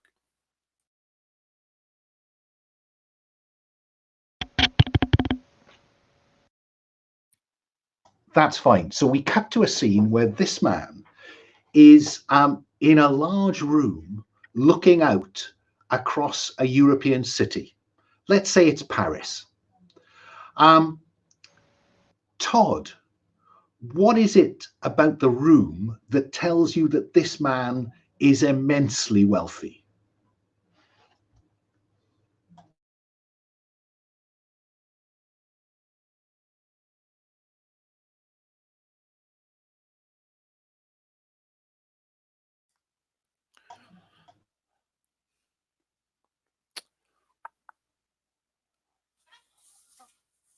I'll say my brain went blank. Everything's handcrafted. Oh, marble. I was trying to think of something that's expensive. Marble. The so it's almost like he's got the room shouldn't even have columns, but it has columns, and you wouldn't even think in the corner there would be a koi pond made out of marble, but there is a koi pond also with fountains. It even has like a faux uh, king's chair throne of some sort in the corner out of marble. I mean, the rest. So incredibly overbearing internal architecture in really expensive marble. Correct. Okay, I like that. Peter, what's most incongruous about this room, given what we've just seen about it? I mean, the way he's dressed is incongruous because he really ought to be in some kind of suit, but he's not. So what else is odd about this room?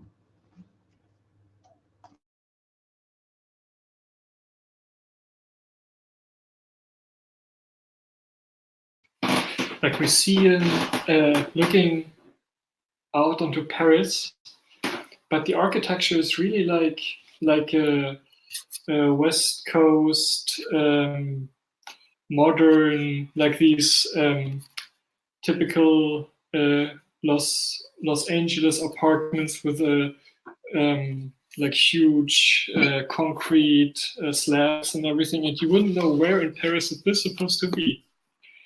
That's great. Thank you for that. And he's staring out across this vista of Paris in this peculiar apartment. And he turns round, and as he turns round, the camera scans across to see a man standing in the room looking nervous.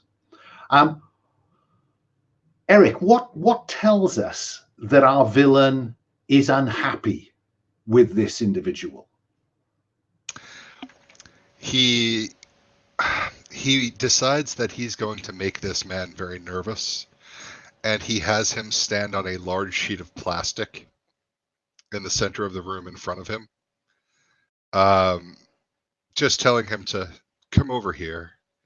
And he's got, the large industrial plastic that's on the floor, and every bad guy that has ever seen a bad movie always knows that these are not good.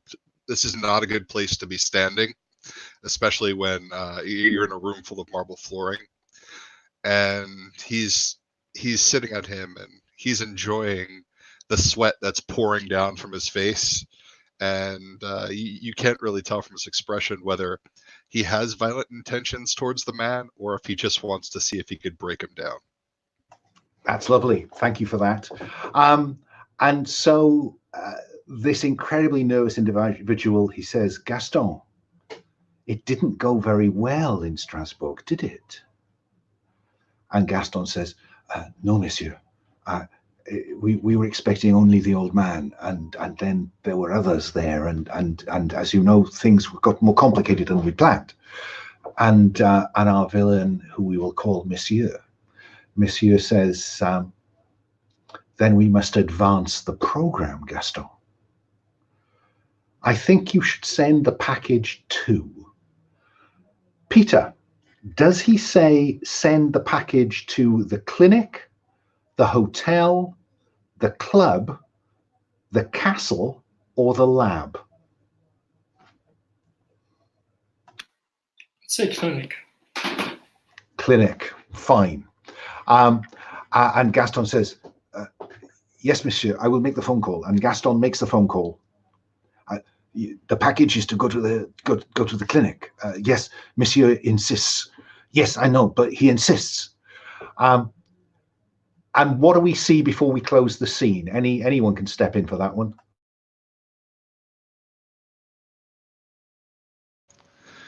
the camera kind of pans out, and the man that was standing on the plastic, it's not just him that's sweating, it's everybody in the room sweating. The room seems to be really hot. The people standing around, there's condensation on the walls. It just seems this swarthy individual was standing in a room that was apparently desperately hot, but it didn't seem to impact him at all. What an unusual individual that is. There was not a bead of sweat. Fine. So I guess we now cut to the three of you in your safe house in Strasbourg, probably, deciding what to do next. Now, the way this works is cinematically, you, the characters, don't know that they've said clinic, but we, the audience, do, and therefore we wouldn't be surprised if you ended up looking for any clues about a clinic. Yeah? But given that you have the Van Helsing letter and its commentary, where do we open our next scene?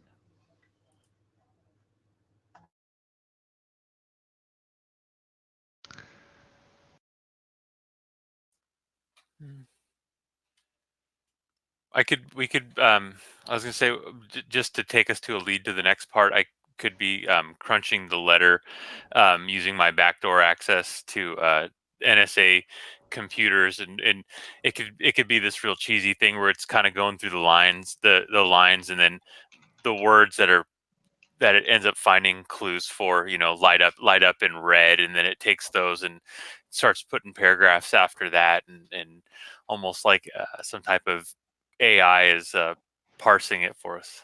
I think that's very clever. Let's see you roll to hack the letters. A letter. All right.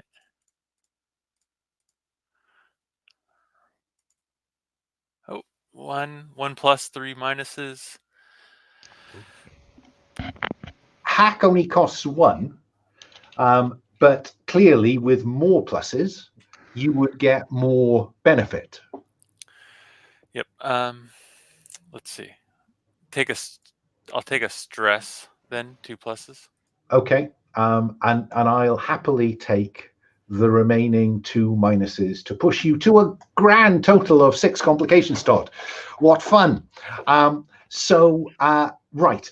Well, then let's look at the letter. The letter contains references to 2 locations, your AI parsing tells you, Glockstein and Keilberg. The commentary says both the Keilberg retreat and Schloss Glockstein are located in Saxony, near the German-Czech border, deep in the Soviet occupation zone. Now, clearly in 1948, that's East Germany. Intelligence reports suggest the former, the Keilberg retreat, is a private hospital, while the latter is a ruin.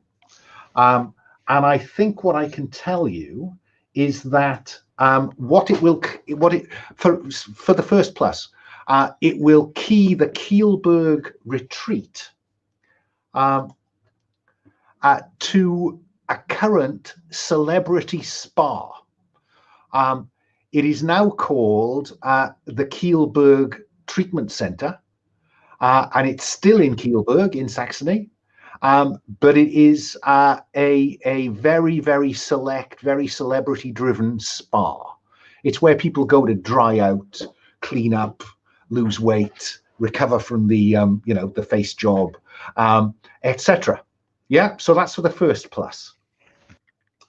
The second plus, it concentrates on mention of Unternehmen Braun.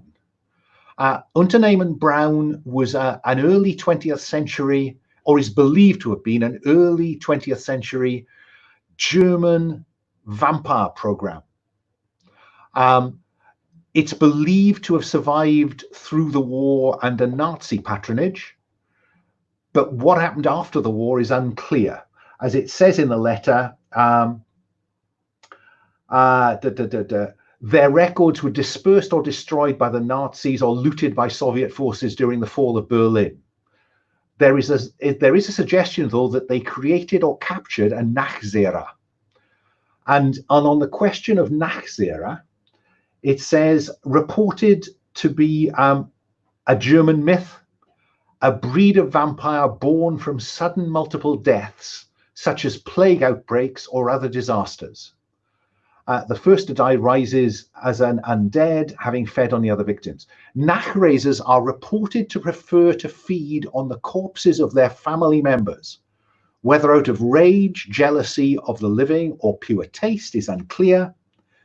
In common with many vampire varieties, they are capable of shape-shifting, this time into a pig or boar, all the better to find and root out buried bodies to eat, perhaps. And it says that Nachzerers bring death to anyone, quotes, who hears church bells they ring, and that they pursue such victims through shadow. Church doctrine tells that the only way to destroy them is to place a coin in their mouths and then remove the head. And the AI will point you at the PS in the letter itself when it talks about the equipment that he's stored near Keilberg. And it says, remember, the coin in the mouth first to pay the ferryman, and then remove the head, whether it be in human or animal shape. Seem fair for the second plus? So you know quite a bit about the supposed vampire, and you have a couple of locations. Now, a quick search of Google will show that Keilberg and Glockstein are on opposite sides. Keilberg is in the valley bottom, and Glockstein is a ruined castle up on a height above it. And if I'm really lucky, yes, I am. So there, and bear with me a moment.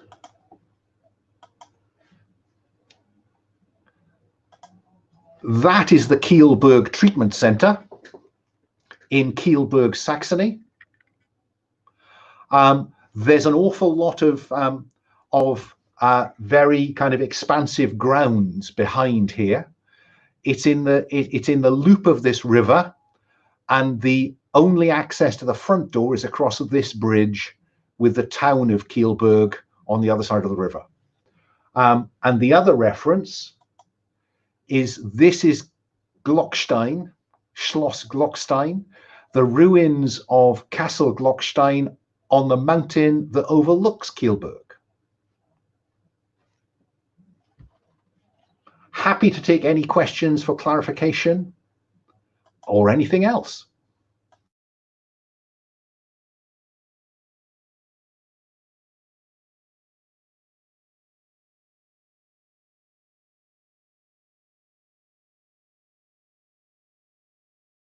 So I guess from now that it has been hacked, I think I want to do a little bit of a kind of a historical correlation on what I potentially know. Now that we've kind of narrowed it down, I kind of want to see if I can put a dart in the dartboard and see if I can figure out exactly what it is. Is that no? What'd you say? Yeah, that's probably no. Yeah, that would be my that would be my theory, because I kind of have my own twisted way of thinking about it. And let's see. And you've got that internal library, haven't you? I do. So let's see what we have.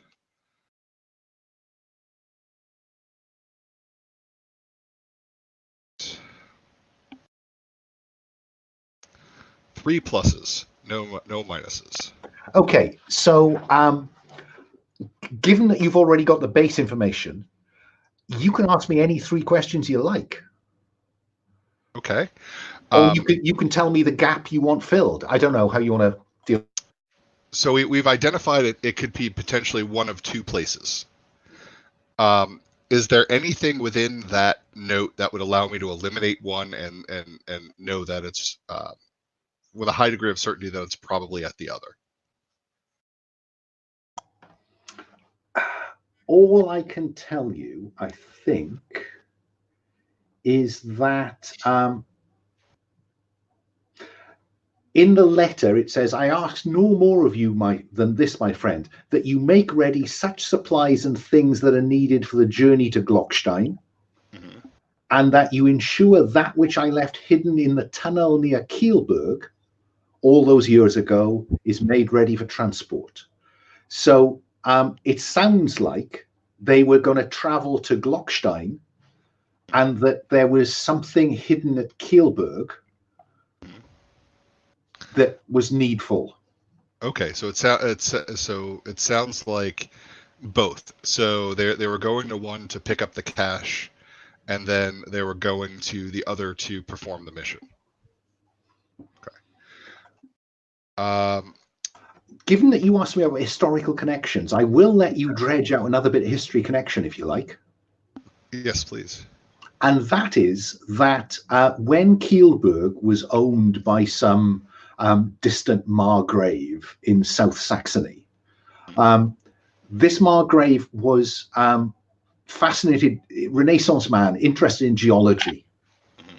And so there are records of him having dug his own private mine underneath Keilberg.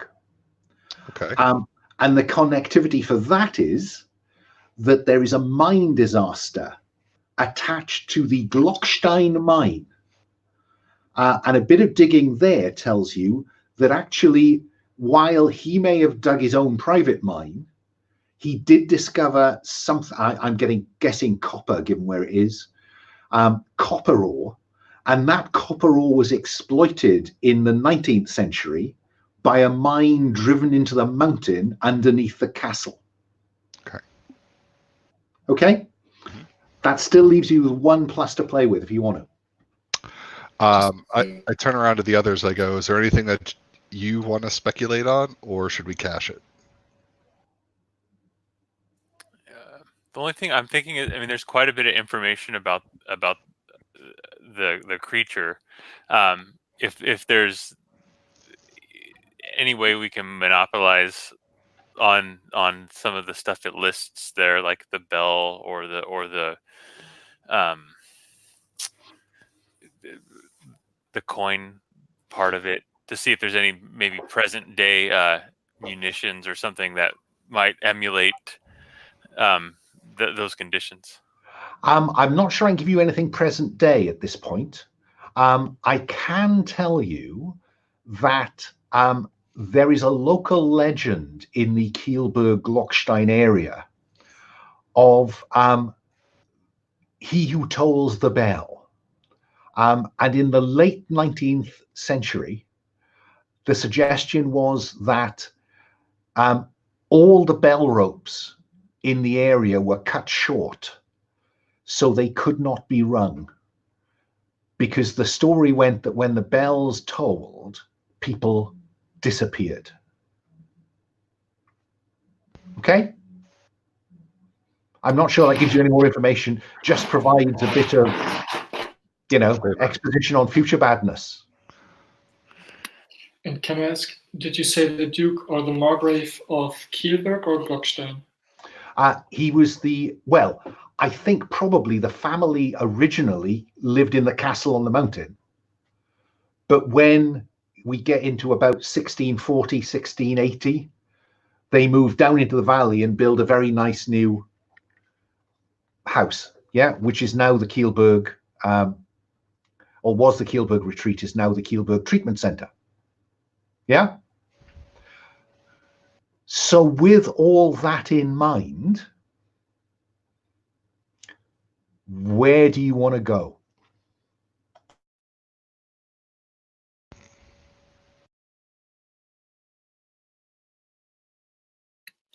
From what I glanced from this information is that, like, the epicenter of badness is Schloss Glockstein, right? And the other thing is a kind of a ancillary. So why not take the obvious route? It's a one-shot after all. Yeah. So, to the airport in Leipzig, that gets us close. It gives us a couple hours to talk things through more. Fine. So yeah, we cut to you making your way on false papers through airport security, landing in Leipzig, and then hiring a car, hiring a van. You tell me. And heading towards the settlement, the town of Keilberg, in the shadow of Schloss Glockstein. Yeah. I guess one of the other questions I have, since we're flying around Europe at this point, and we tend to be slightly burned agents, do we have? Are we carrying our firearms? Are we carrying equipment like that with us, or is it something that we have to track down at the spot? Again, Jason Bourne somehow always finds a gun.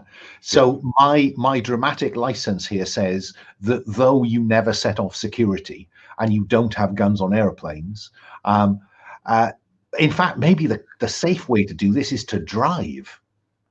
Okay. Yeah. And then whatever equipment you have is just in the back of the car. Okay. And we do have a driver, after all. He ought to get a chance to burn down a German autobahn.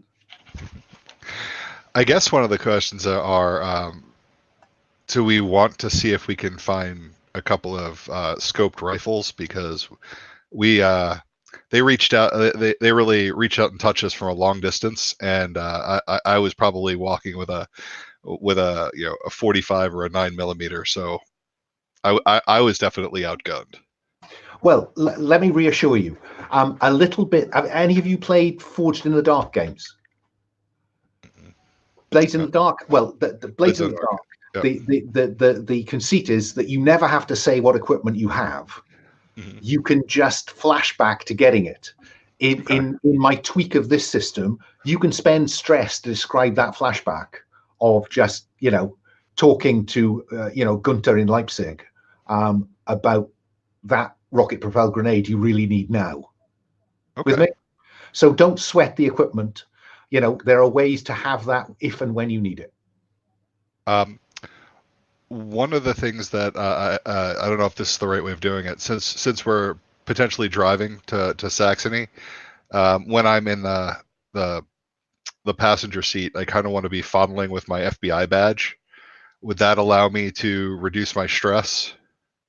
I was going to ask whether any of you want to have a little kind of outtake, either a scene between two of you, to generate a bit of what do these people mean to one another, or to engage with your symbol or solace. And so that's absolutely true. And so, what are you thinking about, Eric, when you hold that badge? I think about the fact that every day since I was about 8 years old, I got up in the morning knowing that I wanted to be an FBI agent, and that's the last thought I had before I went to sleep.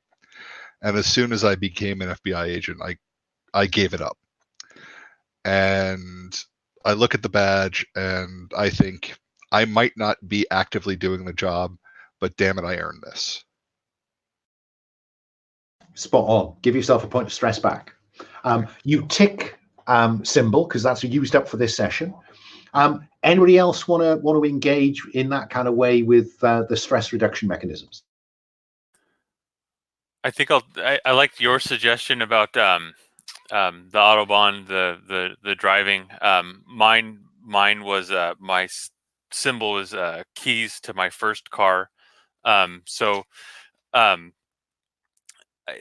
think that just literally the act of driving kind of lets him clear as mine. And the roar of the engine, the road, the power behind that is definitely a release.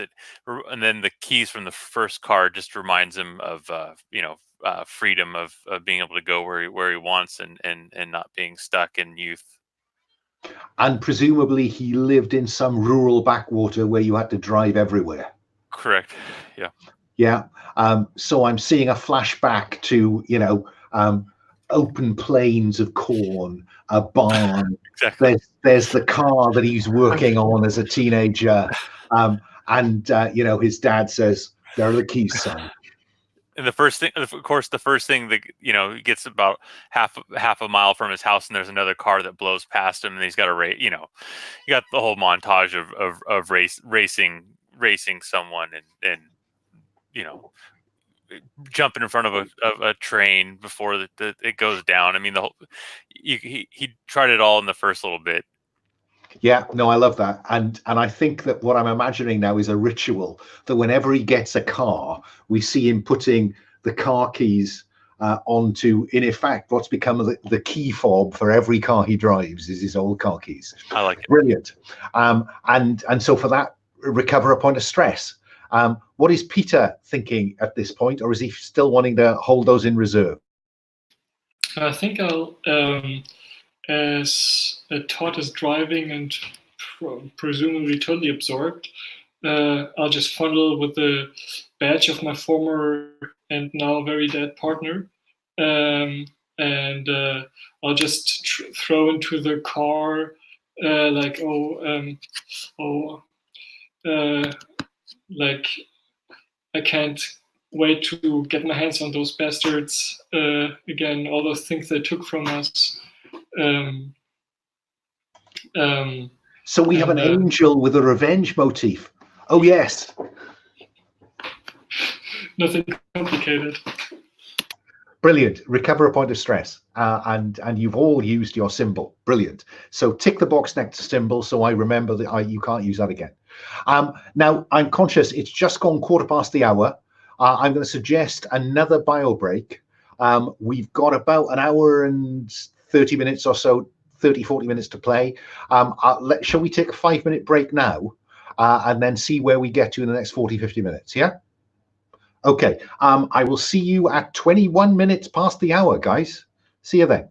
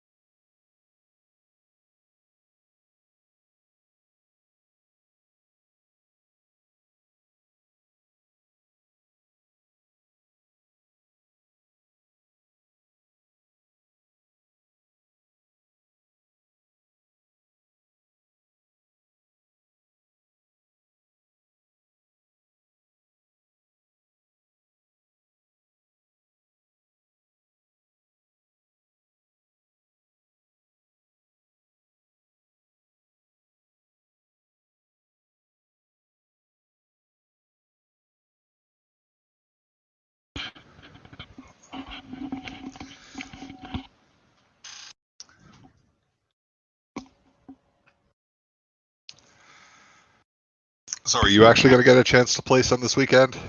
Yeah, I'm running 4 playing 2. Okay. So I'm playing a werewolf PBTA on Saturday, Nice. and I'm playing Zombie World on Sunday. I did have a third game on Sunday evening, but I realized that I have to be somewhere very early in the morning on Monday, so I decided that I'd quit that one. Disappointed because Lowell is running Passion de Pasiones, which is a game right. I'd like to try, but c'est la vie. Yes. The wait list was very healthy, so you know. Yeah, it was. There were definitely some interesting games that there were some real wait lists, and then there were some that were surprisingly open. Yeah, I know, it's surprising, isn't it? I mean, there are certain ones of those, almost kind of celeb GMs that I'm lucky. I've got into a game with Rich on Rich Rogers on Sunday, which is great fun because he's indisputably one of the really good GMs. But anyway, rolling on. Yeah, I played with him at Origins. Ah, right, live. Gosh. Yep, he's the one that had encouraged me to actually play. Good. Yeah, no, it's a great community. So, right, again, in the sense of cinematic license for the genre, we now have a cutscene where Monsieur is in a darkened, kind of lots of screens, lots of people, on screens, and Monsieur says, "I was told you'd found them." And an unassuming young woman looks up and says, "Yes, sir. We identified them at the border." And we see a kind of fuzzy picture of the car, and then some fuzzy pictures they've hacked from the Strasbourg local CCTV, and they're trying to match up. And I think probably it's Todd in the driving seat and Todd running out of the shoe shop that they've picked up on. The other two of you, I think, were less likely picked up. And he says, "Very well, you know what must be done." And then we come back to the autobahn. Who's got the best surveil? Eric. Roll surveil for me, please. All right.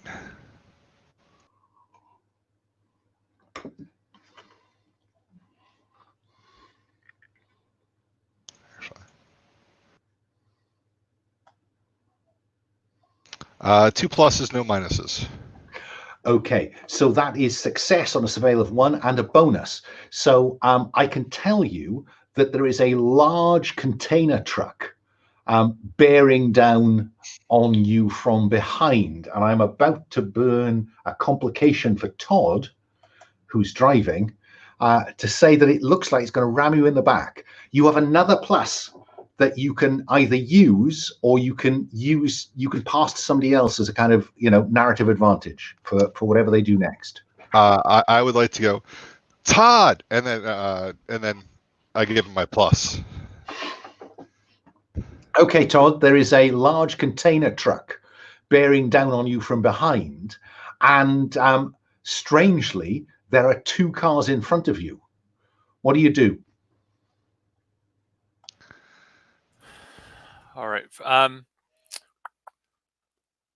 gonna try to bump the container, fall back enough to bump the container one to cause it to spin out or to side rail.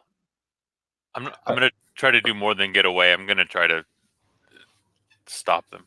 Okay. So I think the way I'd interpret that is that you need to succeed with drive to avoid them hitting you. Additional pluses will give you narrative control to do something. Fair enough? That sounds good. Okay, go for it. 2 minuses plus the loaned plus. Indeed. So the loaned plus means that you do pull out of the way as this thing gets up close.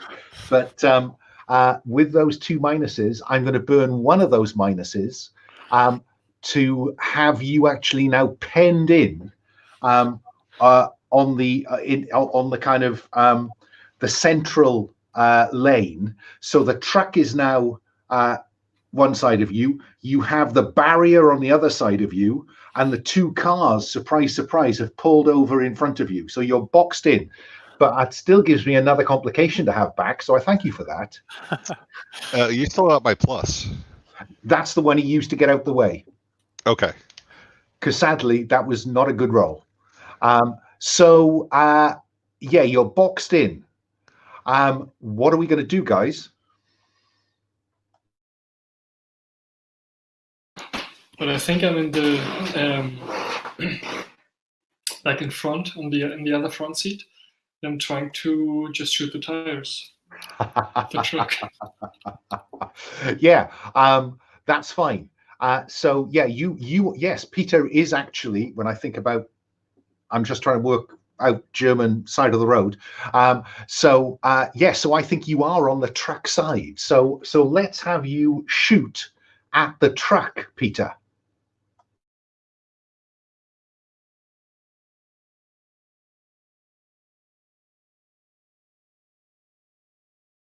Well, I got 1 plus and 3 minuses. Yeah, well, you've been doing very well under complications, so I'm going to take all 3 of those for now until I can think about it. So yes, you shoot out the tire of the truck and it swerves away, out of the way, but it doesn't really create much opportunity for Todd to exploit unless you want to burn some stress and turn one of those minuses into a plus. I'll say I'll burn a stress because I'm leaning out of the car, like almost falling out, to also get the tires on the other side of the truck. Oh, very nice. Yeah. The door is open. You're lying down, shooting under the container. Very cool. So yeah, add yourself a stress, and I'll take one of those complications away. And Todd, you have an advantage to play with, but I'll ask Eric first if he wants to do anything. I guess I'm on the other side of the car, so I'm trying to figure out where. If you're trying to shoot out tires, my reaction would be to try to put a few rounds into the windows of the box truck, to try to get a little bit of space between us and them, almost like kind of jabbing them just to free up some space. Fine. So I think if you roll to shoot, Eric, then we have 1 plus in the box. We're looking for any other pluses you can get above 1 to help Todd do some hot driving. 1 plus 3 minuses.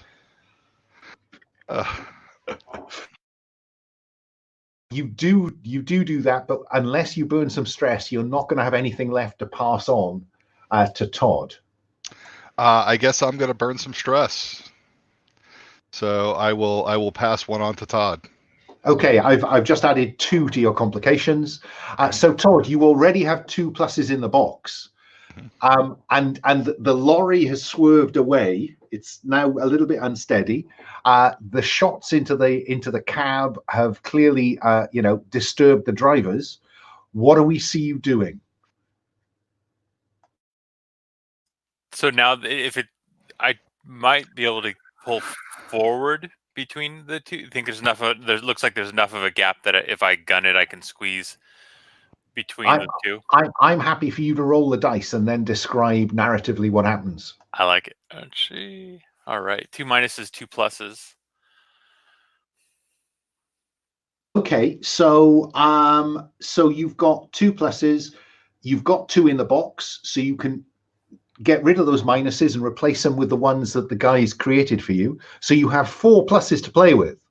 So with 1 plus, you can get away from the lorry. The cars might be a problem, but you can get away from the lorry. Because I think it's now swerving into a lay-by because clearly it's lost too many tires. But you still have the 2 cars. What do we see you doing, Todd? I'm going to try to use the back end of the car to bump the one's front end, so it puts them into a spin, hoping to cause some type of pile up. So 1 plus gets you into space away from the truck. The 2nd plus, you bump the front of one of the cars, so it is now spinning. What do you want to do with the other 2 pluses, Todd? Let's see. I'm trying to think. Is there some type of? I'm trying to think if there's some type of way that we can get away, but also maybe take an exit or do something that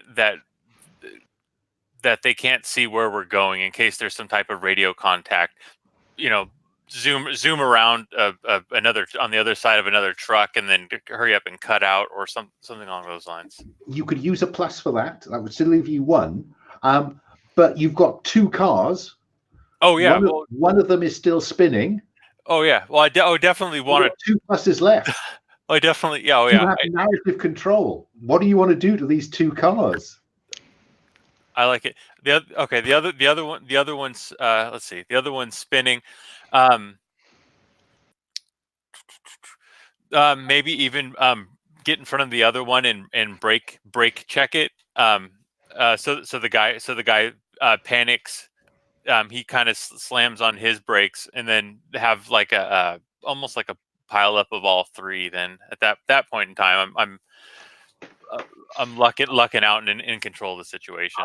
I was really hoping you were going that way. Yeah, so I think the truck is swerving towards the slow lane. One of the cars, you've nudged the front, it's now spinning. You draw in front of the second one, it brakes too suddenly. It begins to just spin. The 2 cars hit one another. They plow across the lanes into the path of the truck. The truck hits them. The cars explode, and though the physics of this is impossible, we are in filmic physics, the entire trailer of the truck pivots up into the air and crashes down. On top of itself. Yeah. And you drive on to Keilberg. For some reason, they always hit a ramp too, where the front end, just for some reason, they always have to spin. Just all 3 just spin for no reason to halfway through the crash. With 4 pluses, you can do almost anything you like, kid. So, after that little interlude, I think we have you approaching Keilberg. And of course, you've rung ahead, so there is a safe house for you, because it would be stupid not to. What do we see you doing? It's got to be night by now, hasn't it? We've been operating in daylight so far, so it's night in Keilberg. What's the plan? I guess I ask since we're in Germany and Peter's German. I guess it's one of your safe houses.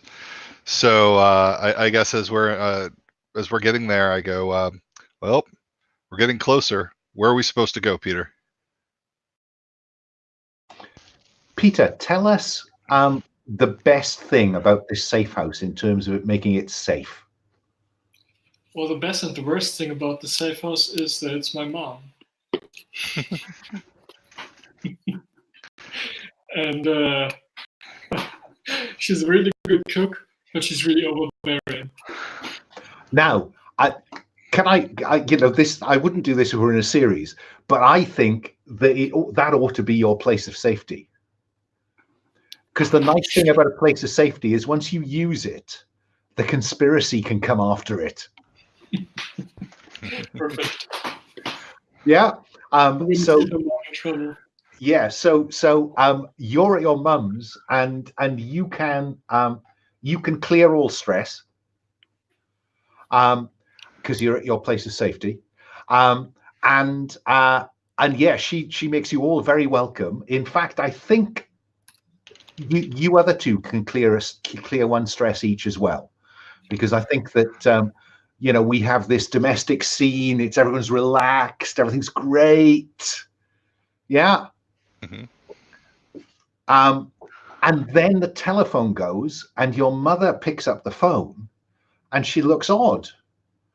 And she turns to Peter and said, "That was strange. It was just a bell ringing. It went dung, dung, dung." Oh, Frau Schmidt, no.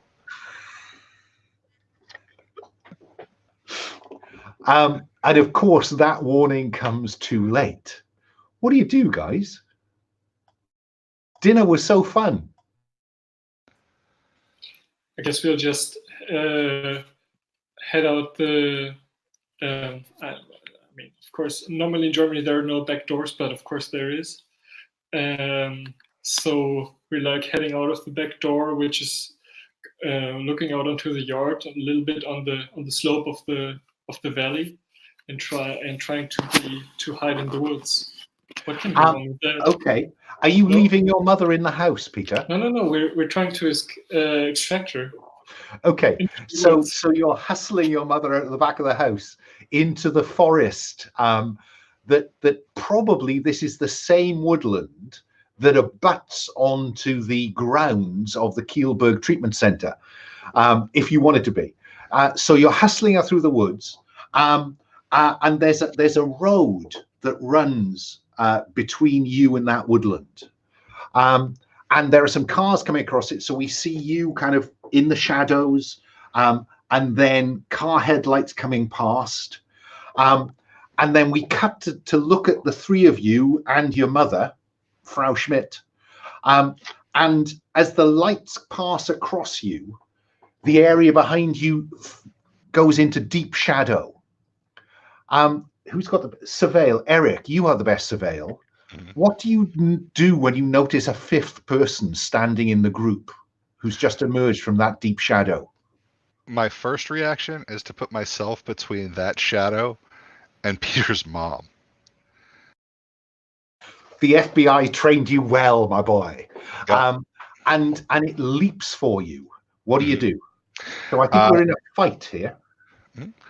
Even though it probably makes sense to punch because he's FBI trained, he quickly pulls out his handgun and just starts to shoot at center mass. Fine. Let's see how that shooting goes. Let's see.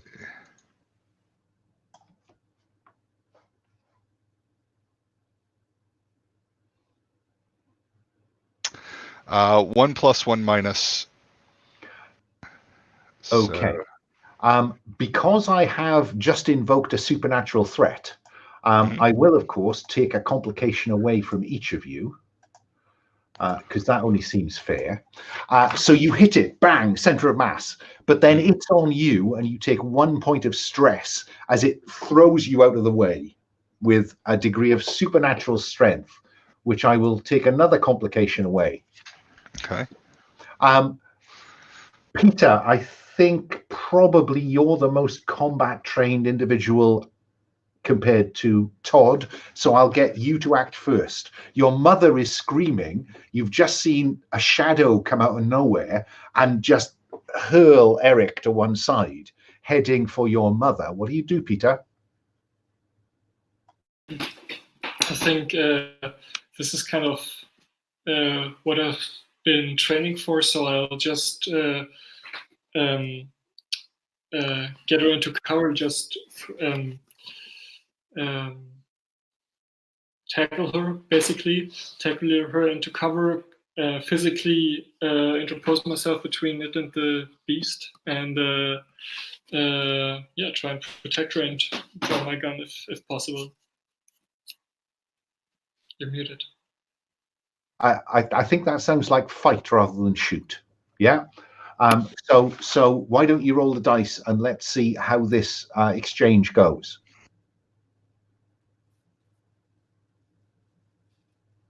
Oh, okay. One plus 3 minuses. Oh my God! It may be time to change the rolling room. But happily you're on no stress. So that would turn into you hitting it for 1, and then me having 3 minuses to either do harm to you or to achieve fictional positioning to achieve my ends. Yeah. So I'm going to assume you do a point of stress on it. So far it's taken a shot to the center of mass. And I think your probably combat knife just took it in the side. But it is now going to rake its claws across your face because it has. You see in the light, we're still seeing occasional intermittent light from these headlights coming across you. So the fight is going on almost in strobe. So you can see it has long, dirty, grubby nails, and it's about to rake you with those for 1 point of stress. Unless you spend a point of stress to avoid it happening, I don't know whether that makes it worthwhile. In fact, I'll try. I'll just let it happen, and I'll try to fumble in my back pocket to get out my purse to get a coin. Aha! Right. Okay. So it takes a point of harm. You take a point of stress from that rake. It is then going to throw you the other way using another one of the minuses, and then it's going to attack your mother and do a point of stress on her while you're looking for your purse. Todd, what do you do? All right, I'm gonna grab like a flare. Okay. And try to like pop the end of the flare, and while it's raking them, I'm gonna run it behind it, and try to make as much noise as I can as I'm trying to smash the lid end of the flare into where the head would be. Are you trying to do it harm or attract its attention? Attention. Fine. I think that's fight or move, to be honest. I can't see any other way to do that. Got it. I'll go fight. Let's see. Okay.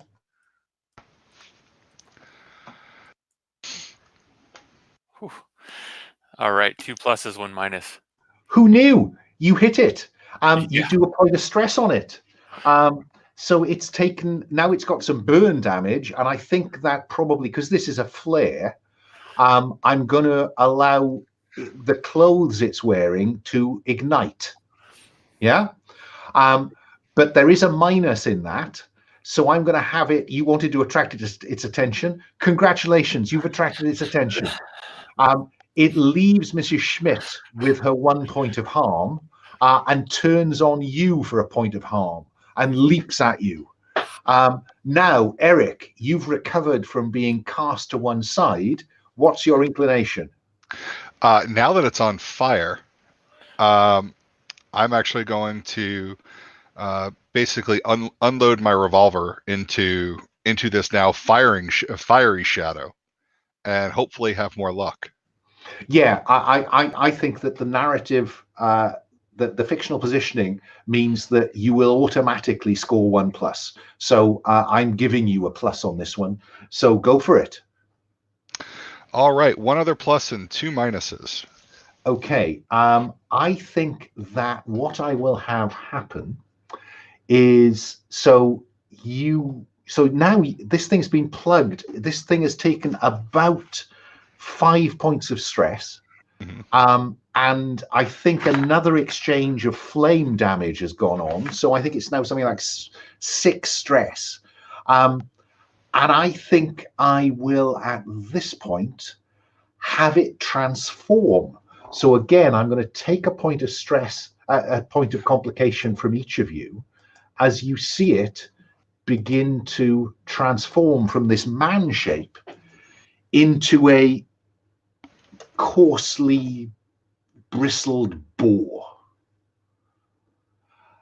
Peter, what do you do? You were looking for your coin, weren't you? Yeah. Well, I hope so I am fumbling for my coin, and with my combat knife in the other hand, I'm gonna jump on its back and try to, with like one hand with the coin, shove it into its mouth, and the other hand like cutting its throat. Okay, so if I reach around it. I that sounds like move to me. Yeah, to get on its back, put a coin in its mouth, and then cut its head off. So I'm looking for plenty of pluses here. Oh yeah, 3 pluses, 1 minus. Well. So you leap onto its back, you lever open the jaw, and you throw a coin in, and then start sawing at its neck to try and behead it. Yes. I'm gonna. There's one minus in that, so I'm gonna have you do that, then have it throw you free of its back, and it races into the woods towards the Keilberg treatment center. Okay? Your mother for now is safe. What do you do, guys? How much do I know enough German to apologize, enough to this woman right now? Absolutely. I am so sorry. And you're well trained in that client-facing behavior by the FBI. So I think that she is in shock and she's bleeding from a wound to her shoulder. And she's saying, Peter, what was that thing? Who was that? And well, basically, I'm just I have no idea what that was. As you saw, some wild boar. I don't know what kind of, maybe a trick of the like a trick of the light. I have no idea. So I'll try to not clue her in. And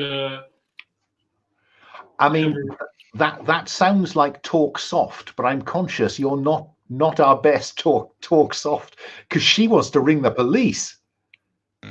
Well, that guy was like stymieing. So that's probably how I'm trying to talk her out of it. Shall I roll for it, or? Unless you want to hand off that responsibility. My suggestion would be you bandage her and maybe let Todd talk to her, because while I was gonna say, while you're doing that, I can ask her for one of the recipes that she cooks. That way, she'll just start listing ingredients and temperatures and things like that, and then I'll throw a recipe back at her, just to keep her mind on something she likes. Fine. Let's see if you can calm her down, Todd, and then we'll see. We'll have Peter treat her. 2 pluses, 1 minus. Oh, that's fine. With the 2 pluses, you succeed in calming her down with talk soft, and I think you convince her that don't worry, we'll ring the police. Yeah. I'm not going to make you roll to treat. I'll just take that 1 minus as a complication. I'm not going to make Peter roll to treat her, because it's just his skill set. Bandages her up, gets her back. She seems to think that it's best if she goes to bed if you're going to ring the police. But if they need to talk to me, wake me up. I kind of mutter something about KGB, FSB. The last thing she needs to think is vampire, werewolf, weirboar, flaming shadow creatures from hell. That she doesn't need to deal with that. No, I think that that's probably true. And if this was a series, I think we'd see Peter ringing estate agents saying, I need to move my mother to Leipzig. This has happened. It appears that you've now seen a Nachzehrer in action. What's the plan, guys?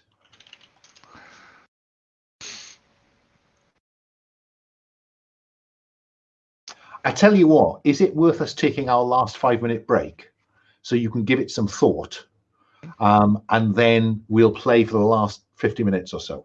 Yeah? Sounds good. Okay. Let's take a quick break. Back here at 5 to the hour. See you then. Sounds good.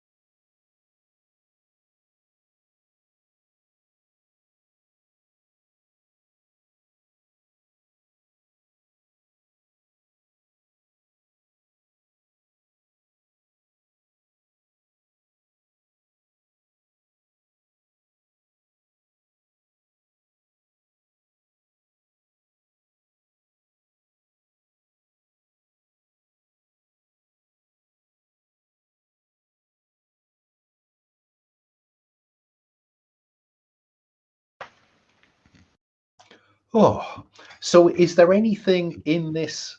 What I'll ask all of you is, in this last hour of play. Sorry, I should have waited till you were all here. What I was going to, in this last hour of play, I just want to check in.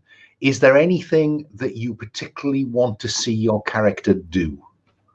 I can't guarantee it'll happen, but you know, if there's something on your wish list, tell me now.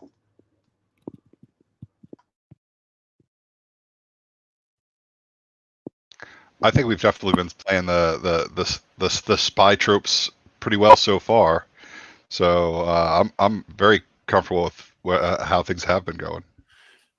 And I think from your suggestion during character creation was kind of to look to see where the weaknesses were in the other people and to cover those, so that gave everyone a chance to pull something that they were good at. So I think I feel satisfied. Okay, good. Just checking in.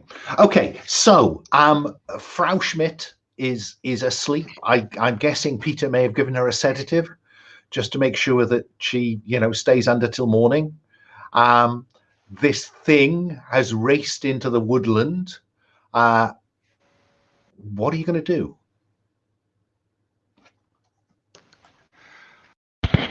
I would like to use my trademark ability, which is when focused on a target, does not lose a trail, even if impacted or distracted. Now, the way this would work is that you'd roll for surveil, I guess. But almost no matter what you roll, if you choose to, I mean, you could roll 4 pluses, who knows? But even if you don't, you can do that. Yeah? Because I think I know what you're looking for. Yeah, I'd rather have 4 pluses than that.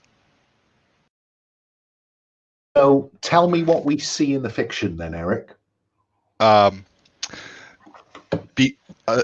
shadow has taken off like it traditionally does.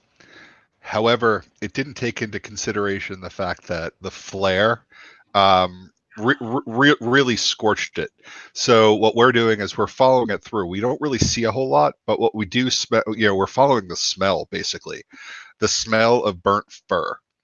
And, there's few things as distinctive. So once we're on it, we follow it back as best we can. I think that's very cool. So why not roll for surveil and let's see. I did. I got 1 plus and 3 minuses. So invoke the spell. Absolutely. I would like to invoke my trademark. Fine. And so we see all those FBI forensic skills coming out here. There's the smell. There's you're finding in the torchlight little fragments of the flare, all that stuff. And it will take you to a gate in the fence at the back of the Keilberg Institute. And you can see, as the torch goes through, you can see signs where some of the undergrowth there has been singed.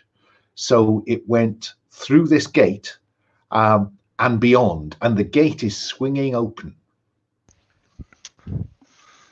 I reload my firearm, and I look at my 2 compatriots, and once I get nods, I guess I duck through the fence, and assuming we're all on the same page.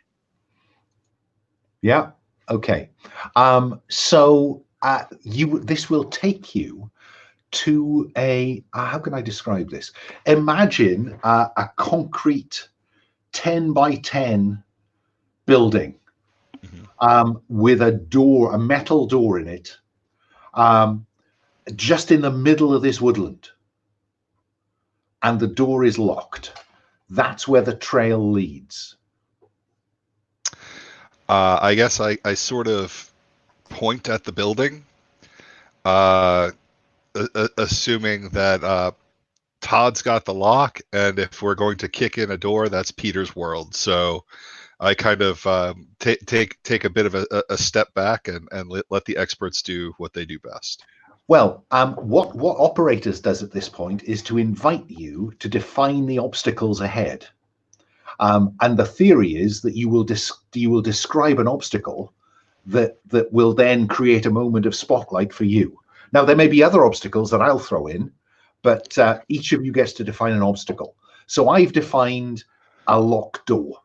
Yeah, so I'm going to put that. If you look on the mechanics tab, there's a job clock obstacles. So I'm going to put the locked door. So the question is, beyond that locked door, what obstacles do you want to find? A keypad of some sort. Okay. So if I put electronic security measures, yeah. Yep. I can't spell that, but I can spell it, but I can't type it. But yeah, I know what it means. Okay. What is Peter expecting behind that door? I think maybe like a deep shaft, like a deep fall potentially. Okay. So how can I summarize that? So a complicated and dangerous approach route. Yeah. Okay. Oh, hang on. Don't want that to be true. There we go. And finally, Eric. I guess for me it would be multiple options that we have to use an understanding of the surroundings to determine which way to go.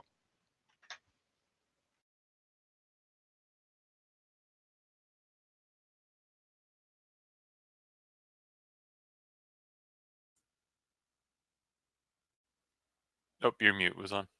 Mm-hmm. What I was saying was too many choices and too little time. Yes. Okay. Fine. Okay, so how are we going to get through the door then? Because we know there are electronic security measures. So is this door keypad or mechanical lock? Todd? I'll go keypad, and then some type of sensor, like a home alarm, where there's like a cable with a magnet that pulls the link across. So a combination of both.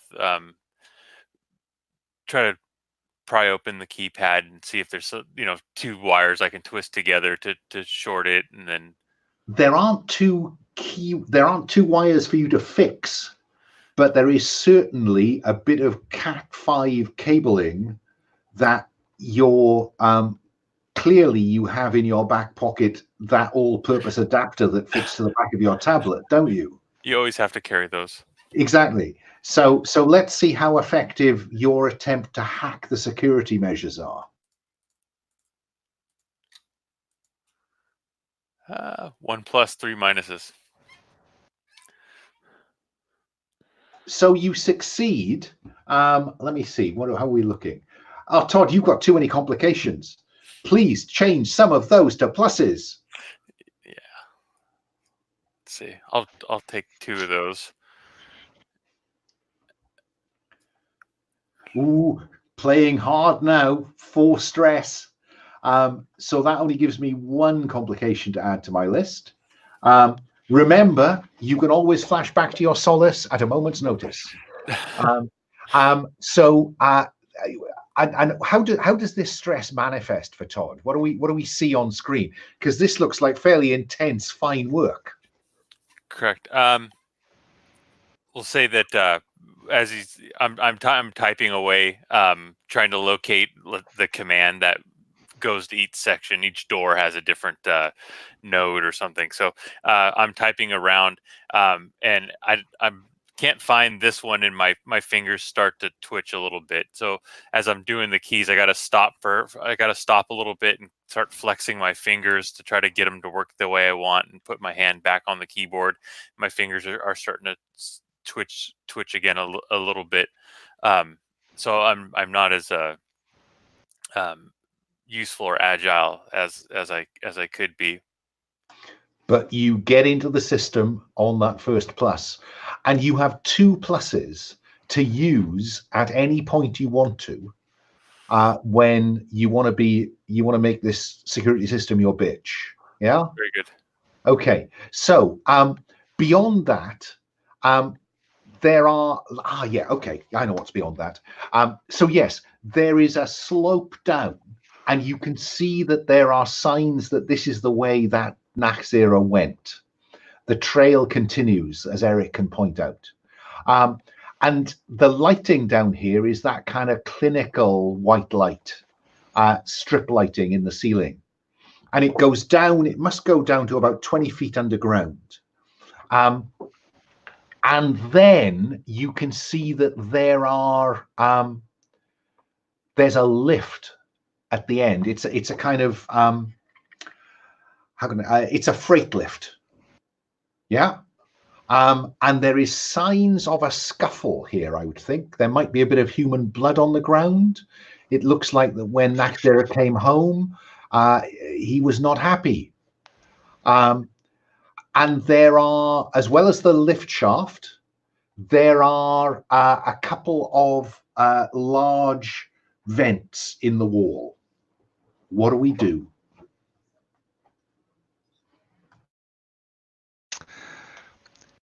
What is a job flashback? A job flashback allows you to flash back to some preparation or to some previous knowledge that you've picked up that is suddenly appropriate, that would allow you to approach a problem differently. You still have to make a roll, but it might mean that you have fictional positioning to come at this a different way or to know which way. What I would like to do is I would like to flash us back to when we were driving in the vans. I've got printouts of the facility that we're at. I've got the general blueprints of the facility, and what I'm doing is I'm looking where those in my head. I'm trying to identify where those potential different directions would be in relation to where I'm at to help me make a better decision. At which point I turn the thing down. I put down the thing and go, Todd, because the truck just came up.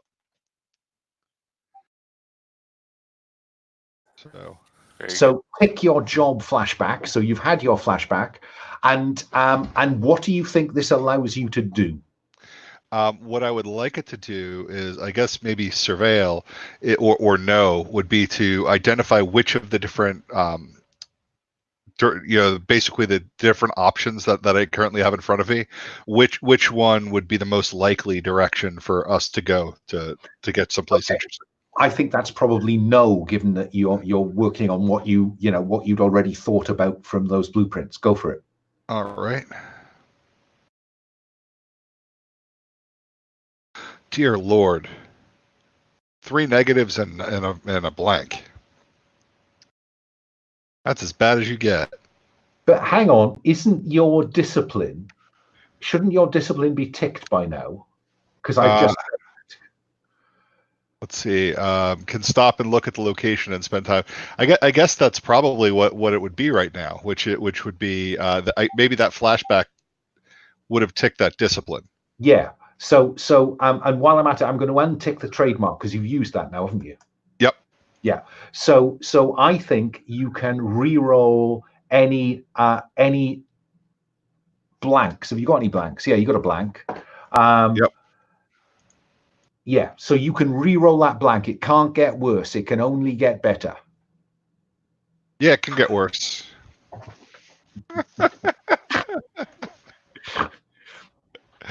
Blueprint schmooprints. Oh. So short of spending stress, you're still looking at 3 minuses there. If you spend 1 stress, no, the when you re-roll, it can't get any worse. So forget that extra when you roll. So you got 3 minuses. You can spend stress to turn some of those into positives. You need 1 positive to make the decision. I will turn 1 positive, so I will take the stress for that. And I'll take the other 2 as complications because you're sitting on very few complications. Have been all game. Yep. So okay. I think what I will tell you for that then is that the most direct route is down the lift shaft, but the more the least likely to be spotted is through those ventilation shafts. I go, none of us became a spy to take an elevator. We all became spies to crawl through ventilation shafts. Am I right, guys? Yep. Now, this is quite an important point, because this ventilation shaft will only take you one at a time. So I love in non-traditional RPG to say, what order does the party enter the ventilation shaft? Who goes first? I guess I'll be first, right? I think that makes sense, because you're going to need that move at least, aren't you, to help the way for the others. And therefore, who brings up the rear? I think Todd will, and then I was gonna see too if I can use the plus for the control system to see if I can maybe command the elevator. Maybe we can use it as some type of decoy later or something like that. You know, this security system, you have 2 pluses in hand on this security system, and you can define anything you like about it. So, you know, if you want cameras, you can see. If you want to know, you know, if you want to see some floor plans, each of those costs a plus. Got it. So that's Todd at the back, Eric in the middle, and Peter at the front. So Peter, this ventilation shaft runs along and then drops quite some distance. What are you going to do, Peter? So trying to be stealthy still, because I guess it makes an awful lot of noise. I'll just try to wedge myself into the ventilation shaft and, like a lizard fashion, like try to descend the steep part. I mean, I'm very happy for you to have one of those really cool things that allows you to kind of just winch yourself down on one of those, you know, just, you know, down you go. Yeah, true. We went home before. Yeah, okay. So I have that in my pocket, of course. And therefore, can you roll to move? And to be honest, this is less about you and more about how easy you can make it for the others, because you're trailblazing here. Yeah. 1 + 1 minus. Okay, so you successfully get down there. And I will stock up that complication as well for some climactic scene that may or may not arrive. And so you're down at the bottom of this shaft, and you crawl along, and you can see down now through a grill into these clinically lit corridors. And you can hear, you know, a small amount of activity going on in these corridors. You know, so maybe there's the trundle of a trolley. Maybe there's the slight hum of conversation down the corridor. It looks like this network of corridors is occupied. Okay, and so all of you have got down. Eric, you're behind Peter. Mm-hmm. What are you interested in doing? I basically have a flashlight out behind him, and so I'm trying to give support and pay attention to what he's doing. But I'm just following along as best I can. Okay. I'm kind of the one in the middle, so. Todd, you're last down that rope, and so you're following up. Peter, do you go ahead or do you go down into the corridor? That's the easy choice. Sorry, it's a difficult choice, but it's a straightforward one. I think we need a distraction, right? Because it's a crowded. If we crawl out of the vent now, we're in a very bad position. So maybe with the security system we can create a distraction, or we have some smoke grenades or some noisemaker or something like that. So maybe something that Todd is good at more other than me, and I'll try to squeeze to the side so he can throw something in or make something happen. Yeah, I was thinking that, we could maybe, I'll set off a warning or some type of alarm away from where we are. So when they go to investigate that, we can either sneak behind them or surprise them. So I think that's 1+ left, Todd. So I think the security system, in the distance, you can hear a kind of meh, meh, meh, meh, and maybe there are some red lights flashing in the corridor below, and I think you will see a number of people in lab coats, white coats, kind of scurrying along the corridor away from the alarm, Peter. Yeah. And after a moment of, and then you hear a kind of door closing, and it goes very quiet down there. What do you do, Peter? So I guess showtime. Just open the vent and try to infiltrate the place and get into the corridor and towards the and first look about us. Okay, so the corridor, Todd's plus has cleared this section of the area, and it has a distinct medical feel about it. This place. Eric, I'm assuming you follow him down. Yeah, and then Todd. So all three of you are in the corridor. There are a number of rooms, and I guess that this might be an opportunity for Eric to offer a suggestion about which direction should you head in. I look around, and I guess what I want to do is I want to stop and take a minute and see if I can identify anything, there that could potentially give me a clue. So I guess that's no. It is. And let's see if I can. It can't be any worse. Oh, you said that last time, and let's see. 2 and 2. Okay, I'm going to stock up those 2 minuses for later. Though later is running out soon, I'm going to hit you with so much shit. Yep. But the 2 pluses mean that yes, what you're doing now is you're orientating those blueprints with what you've got in front of you, and you think that you're in one of the access routes to what in your mind's eye felt like an almost hospital layout.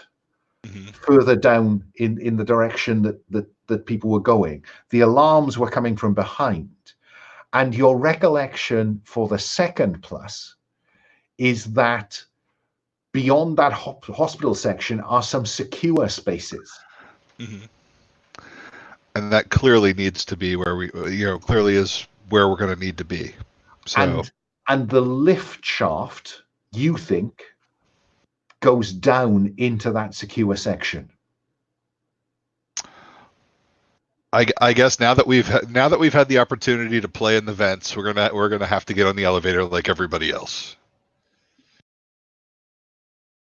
So I'm seeing you heading off in that direction based on Eric's suggestion. Yeah. Yes. Okay. Peter, you're still point man, I think, because you're best equipped for this. So you come to a door beyond which Eric thinks there's going to be a corridor with a number of small wards off the side, hospital-type wards, clinic-type wards off to the side. So what do we see you doing as you approach this door, which of course has a small window in it? Okay, so just that I have a clear picture in my mind. We are all going to the elevator, and on the way to the elevator, we are passing that door. You're muted. You need to go through this door, past this kind of small wards beyond that, to the elevator that goes down to the secure area. Okay. Yeah. And is it an open layout, or is it like doors, like there's another corridor and doors going off this another room? I think that there are curtains at intervals down this way. Yeah. Okay. So yeah, basically, like peek into the room, silently open the door, and try to stay in the shadow and cross the room. It's quite difficult in terms of it's all clinically brightly lit, but certainly you can try not to attract any attention. So let's see you move. Yeah. And I can, if should there be any opposition, I could try to cross the room without having to engage with it. Indeed, indeed. Quite how that would play for the other two, I'm not certain, but let's see. So 2 pluses and a minus. Okay, so 2 pluses gets you across there. How do you want to use the extra plus? For instance, you could use that to make sure the others get through without having to try. Maybe I can like have a look on what's behind the curtain, like where there might be any opposition behind the curtains. Fine. That's really good, because I was about to spend that minus to have someone come out from behind the curtain. So as you're drawing the curtain apart, the curtain is drawn back, and there is a burly orderly there. So you can use that plus for the others to make their way across here, but he goes to fight you. So would you fight the orderly, please?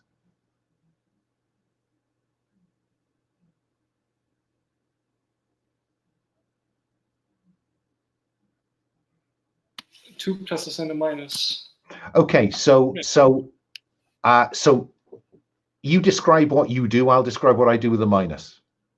Okay, so I think it's a bit like a funny James Bond scene, like he's drawing the curtain, I'm a headbutt him.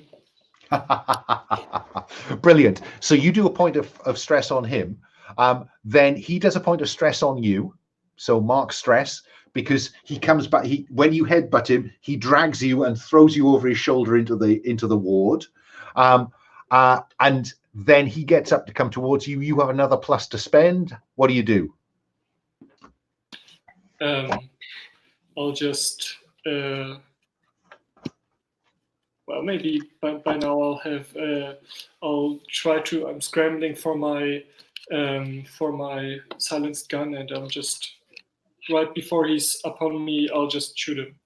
Well, all of this is one fight exchange. What I was rather hoping you might do would be to throw him somewhere to change the context of the fight and recover a point of stress. Not true. Well, there are no walls to break through. So. Who said that? Okay, so okay, so I'll just he threw me across. He threw you into the ward. He comes up towards you. Yeah, so I'll just do this. Yeah, I'm gonna grab him and just slam him to the wall and try to break him. Yeah, and because it's this kind of movie, you just go straight through this partition wall. You recover a point of stress because you changed the context. And we have another round of fighting. Go for it. Meanwhile, Eric, what are you going to do? Right now, my first reaction is how do I get between? How do I help without hindering? So what I want to do is I want to go grab. I want to grab a blanket or something like that that's around. Try to position myself around the orderly and put the blanket around his head to muffle him and assist Peter. So, okay. So so Peter's thrown him through this partition wall.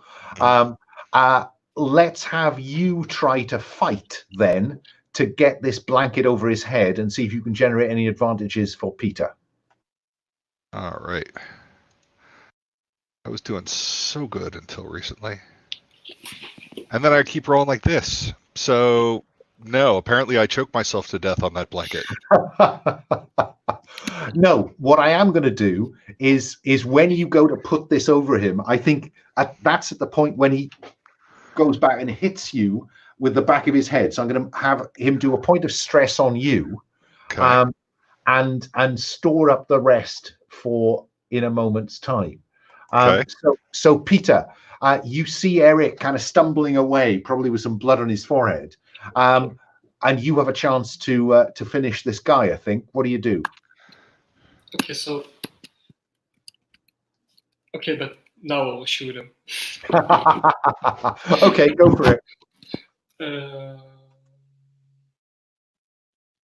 Like I'm on my knees, quick aiming, and almost hitting. No +2-. So I guess I'm hitting Eric. Unless you want to spend some stress to improve that outcome. I think that should be done, maybe. But can I not use my training? Because this is like my jam in a way. That's very true. You could use your training and re-roll those 2 minuses in the hope of a plus. Yes, I will do that. 1+. Okay, bang, he's dead. But I think I am going to have that minus cause some other alarms to go off. It appears that the gunshot has triggered some internal alarms in this area of the clinic. Todd, what do you do? I'm gonna try to. The elevator was close enough that I could at least go try to call that to get that going to see if we can get out of there. Well, remember you've got 1+ left. You can simply cash that in to turn that back off the alarm. Yeah, I'll definitely do that, and then I'm gonna try to call the elevator so we can, if in case they come running back down the hall, we can jump in the elevator. Fine. That sounds like more hacking then.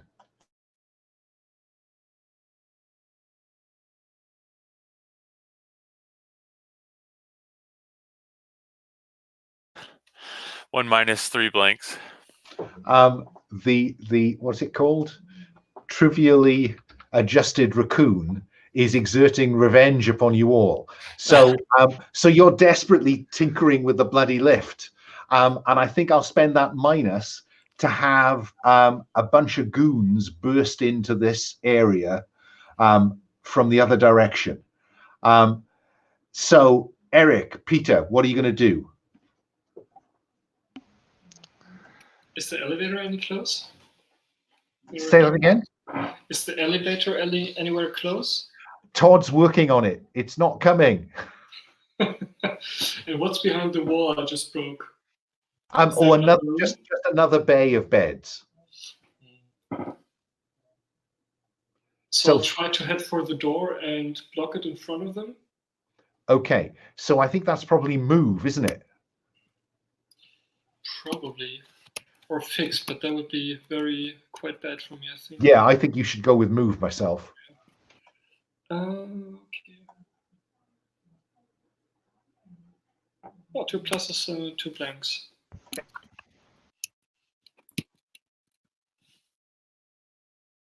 You're muted.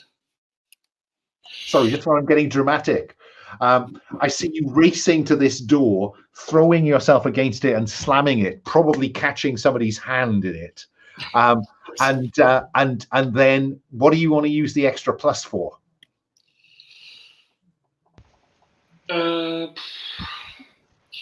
Being able to hold them long enough so that Todd can have an advantage to be able to hack with some calm. Yeah, so Todd, you're on. You've got +1. You've got time. No pressure.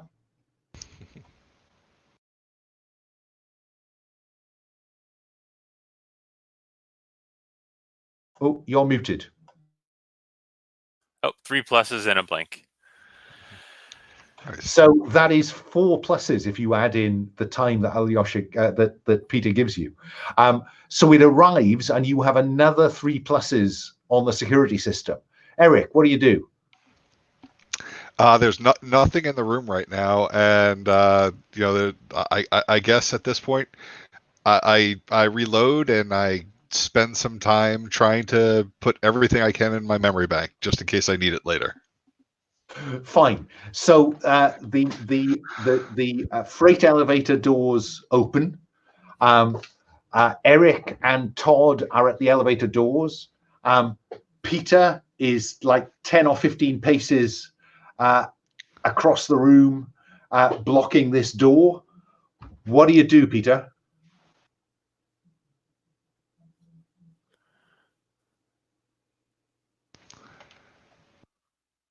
I think I'll try reach into my pockets and draw out a frag grenade, crack the window, and throw it through the window. I think I'm going to I think I'm going to make that your job flashback. To be honest, I think that we flash back to you receiving a crate of grenades from a contact in Strasbourg. Yeah, so tick that one. Open the door a crack. In goes the grenade. I'm not going to make you roll for that. It's too cool. You've made a flashback happen. So and then you race into the elevator. And I think probably there's the explosion behind the doors. The door swings open and somebody comes through looking a bit, and then the doors close and you're going down. Yeah. You can see it's going down now to a sub-basement. This wasn't on the plans, Eric. This is going much deeper than you'd anticipated. This wasn't on the plans, guys. This is going much deeper than we anticipated. Todd, though, does have a couple of pluses on the system, I think. Oh yeah, I'll definitely. I'm 3, I think. I'm gonna see if I can at least map the floors and see if there's some type of directory. See if when they labeled the numbers in the elevator's memory bank, if they labeled one secret science layer, vampire holding cells, anything along those lines. Yes, you find a camera labeled Nachzehrer. So two pluses left. And you can call up that camera and you can see the person, the creature, the man that you encountered in the shadows up top in an incredibly brightly lit room. So it's almost as if they're trying to stop shadows forming. So he's lit consistently from all angles. And he's at the bottom of this freight elevator. What do you do?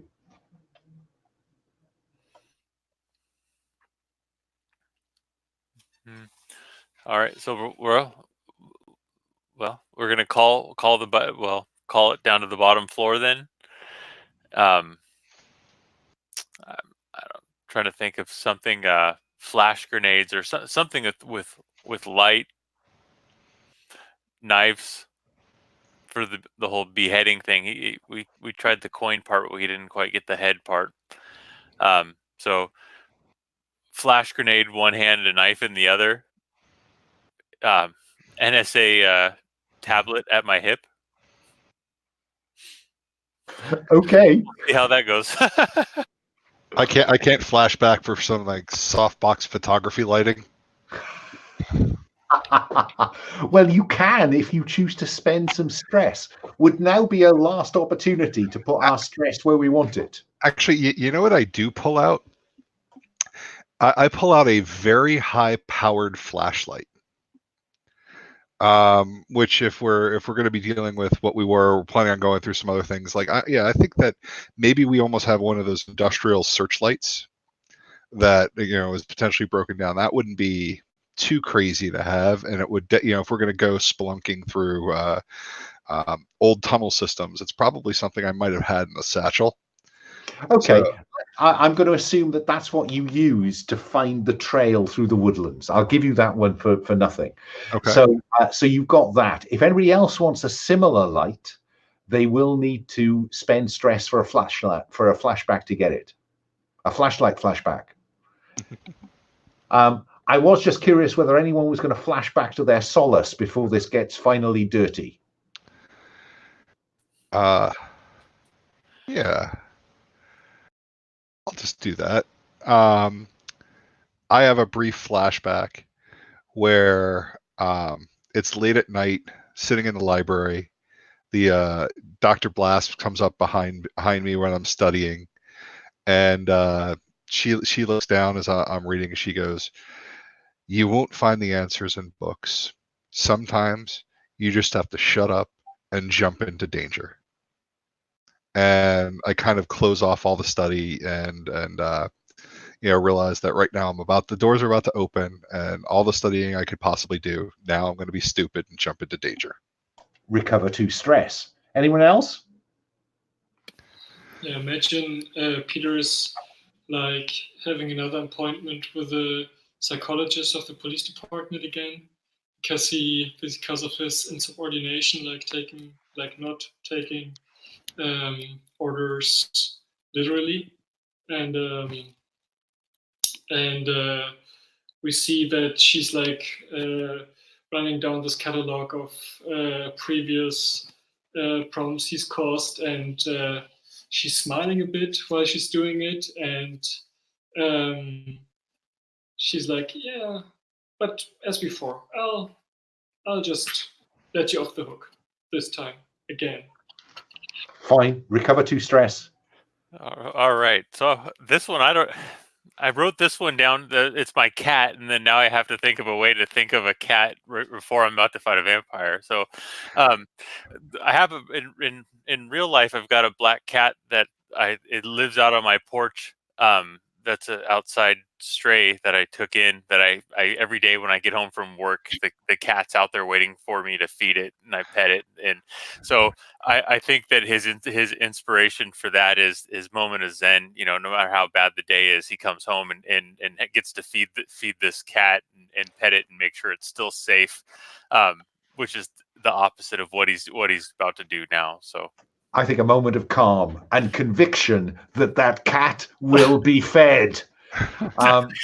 And then the lift doors open. What do we do?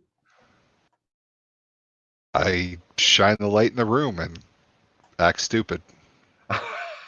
I think that's probably shoot, actually. Yeah, so go with shoot. Okay, let's see. Because you're targeting this thing with a light, aren't you? And the object is to keep it at bay. Yeah, and hope it works. 1 plus 2 negatives. So it does work in as much as you keep it away from you, but it leaps at Peter for that first minus. And I'm going to spend, because it's a supernatural threat, I need to spend a complication on all of you, and I'm going to turn it into a boar in the air as it leaps towards you, Peter. What do you do, Peter?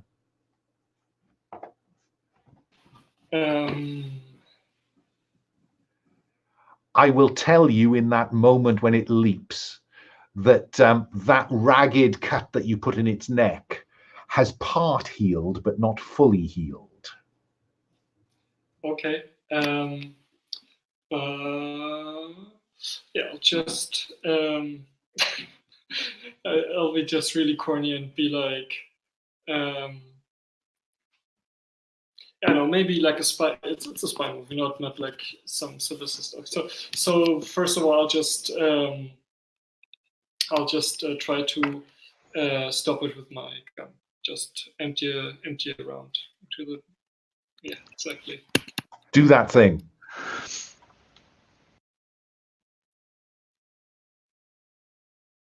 Oh, 1 plus 3 blanks. So you do some harm on it, and I think, yeah, you do some harm, but then it hits you. Fight it.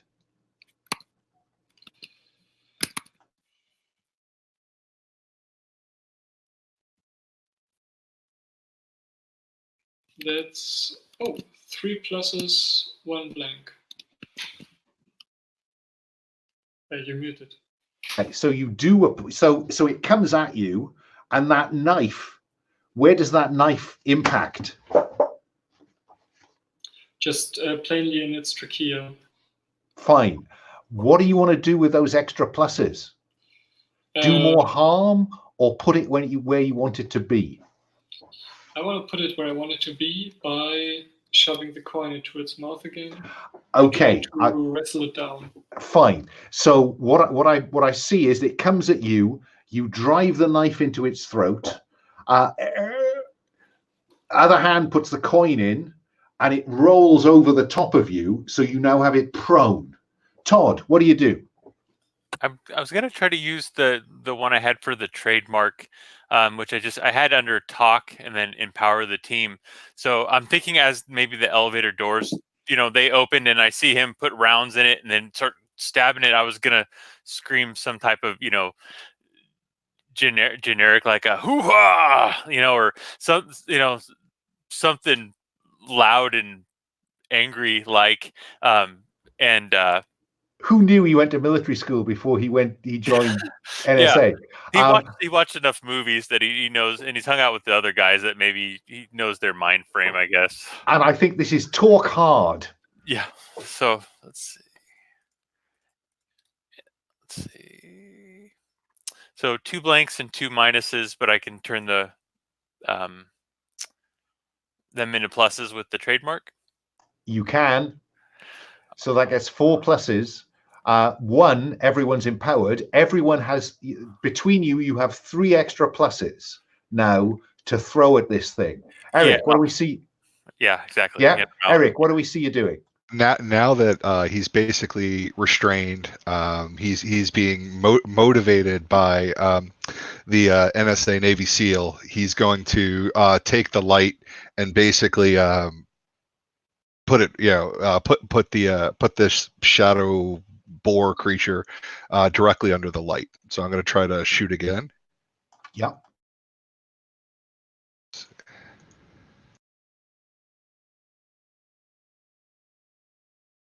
Three pluses, 1 negative. I'm going to inflict a point of stress on you as one of its claws, one of its. I'm not sure what boars have. He's a wereboar. He has claws. Yep. A claw comes up and does a point of stress on you, but that 3 pluses, you have it where you want it. And for the second plus, I'm going to offer you stunned. Mm-hmm. What do you want for the third one? What I want to do is I want it to be physically weakened when Peter starts to impose his physicality on it. Fine. So it's confused and disorientated. In effect, those 2 pluses for disorientated and stunned are passed your way, Peter. The coin is in the mouth. So I'll try to saw its head off little by little. And you're starting with 2 pluses. Roll the dice.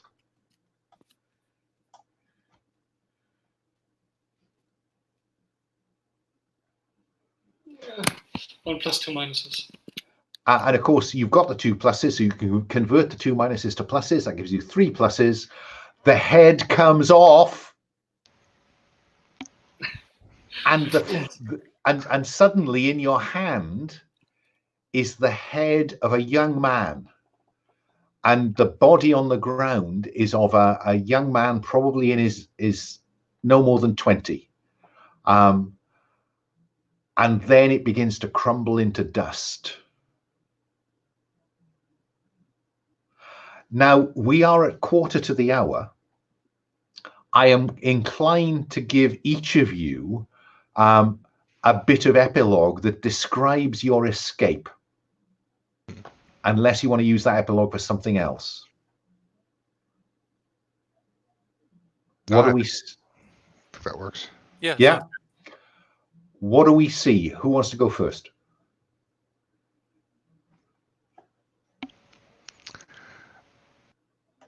I don't know. I guess I pick up the light and I shine it around the room, and I see the cage that they had this creature restrained in. Around the cage was some plastic. It was kind of like a plastic shield around that, and around the outside, it almost looks like a mad scientist lab with a bunch of beakers and the whole thing going. And you realize that this creature, while he was terrifying, was a captive, and he was being experimented on by somebody or something else. So I'll pass it off to somebody else. I like that. And who wants to go next as we epilogue our way out of this? I'm going to try to. Oh, I was just going to say I'm going to try to lock the place down. Just try to bolt every door. Using my the tablet to bolt every door, and then systematically start trying to open stuff as we go to minimize the amount of issues on the way out. Yeah, I think that's fine. I think as you go up, you lock the door that you're coming to, go past it, lock the door, and so on and so on and so on, until you get up to the to that first elevator you encountered in the woodland. I was thinking too, maybe even kill the lights throughout the complex, since we have all those heavy lights too. I mean, if I burned out all those lights, we'd have an advantage by far. Works for me. Peter, what's the last scene that we see? I think we see a moment like in the elevator that Peter is quite shaken by the experience, and then the next scene is that apparently we had some structurally placed explosives. So we are in front of out of the cubic building in the woods, and see it explode, and it's basically just sinking into the air. And yeah, there has to be an explosion at the end. I've got two bits of epilogue I'd like to add to that. One is Frau Schmidt waking up and saying to Peter, "I had the strangest dream." And the other one is, I think, we have Monsieur looking out over Paris, and he turns, and there are a number of people in the room, and then the camera continues to look out of the window as a series of blood sprays are cast across the view. And at that point, we'll roll credits. Thanks, folks, for leaning into all of that. Much appreciated. I would like to just do a bit of roses and thorns. Roses, anything that you want to say about anybody who went, that you liked, and thorns, anything that you thought could have been better. Can I start by offering each of you a rose, because I thought you leaned into genre absolutely beautifully. You whenever there was a choice, you did the techno thriller thing. So that's my rose to each of you. Can I run in character keeper order in reverse? Can I start with Ian? Any roses you want to hand about? Wonderful job making this easy to learn on the fly. It was, the learning curve. We learned as we went. The story, it was a perfect combination of both story and dice, which is enjoyable. So thank you for that. No, thanks for that. I'm glad that you found it that way. Philip, any roses? Actually, to everybody in the group, this was actually better with a small group. I think that even if we had 1, 2, or 3 more people, this could kind of get unwieldy. But I think that this had an opportunity for everybody to have their moments, which is the reason why you play this sort of thing. So definitely for that, and also thank you for kind of teaching us a new system on the fly. Yeah, I'm sure it'll set you in good stead in the future.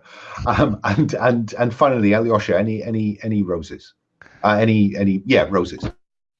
Yeah, of course. Like roses to all of you guys. Like I really liked Eric's tradecraft idea that it's keeping you a little bit grounded, which I really liked, which I could never have done. And really liked Ian's cinematic moment, in the beginning, be like, I'll just go back. Like being really really like being in character there. And I watched the previous iterations of Knights Black Operators, and then I read the book, and I was like, this is nothing like what you played, and it's much, much better. So it was really a really big rose for the work you did up front to make this like really, really cool and cinematic system. And of course, like teaching it on the fly a bit, which is, I guess, which would have to be very hard. No, I want to cast some roses at everyone who has played earlier iterations of Knights Black Operators, because it was painfully difficult at the start, and we've got somewhere where it now actually rather does what it's supposed to do. So I will forget people, but Puckett, Pavel, Sabine, Stephen, Jim, Lowell, and now I have run out of memory, but all of you have made the system work better than it did. And yeah, individually, absolutely. Philip, really grounded FBI man. That was great. I've never had a hacker who was so action orientated, Ian. So that was great. The fact we had the hacker driver, he got to autobahn and cause a pilot, and hack a security system. What's not to like? And I have to say, Alyosha, thank you so much for leaning into your mother. That was, allowing me to have a go at your mother was just worth its weight in gold. Thank you so much for letting that happen. Any thorns? Was there stuff there that could have gone better? I'll go the other way. Start with Alyosha.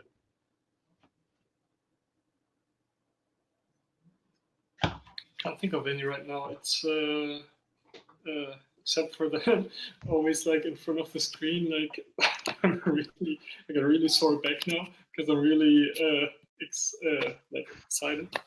No, apart from that, nothing that I can. Yeah, you need to find someone more comfortable to play, my friend. Okay.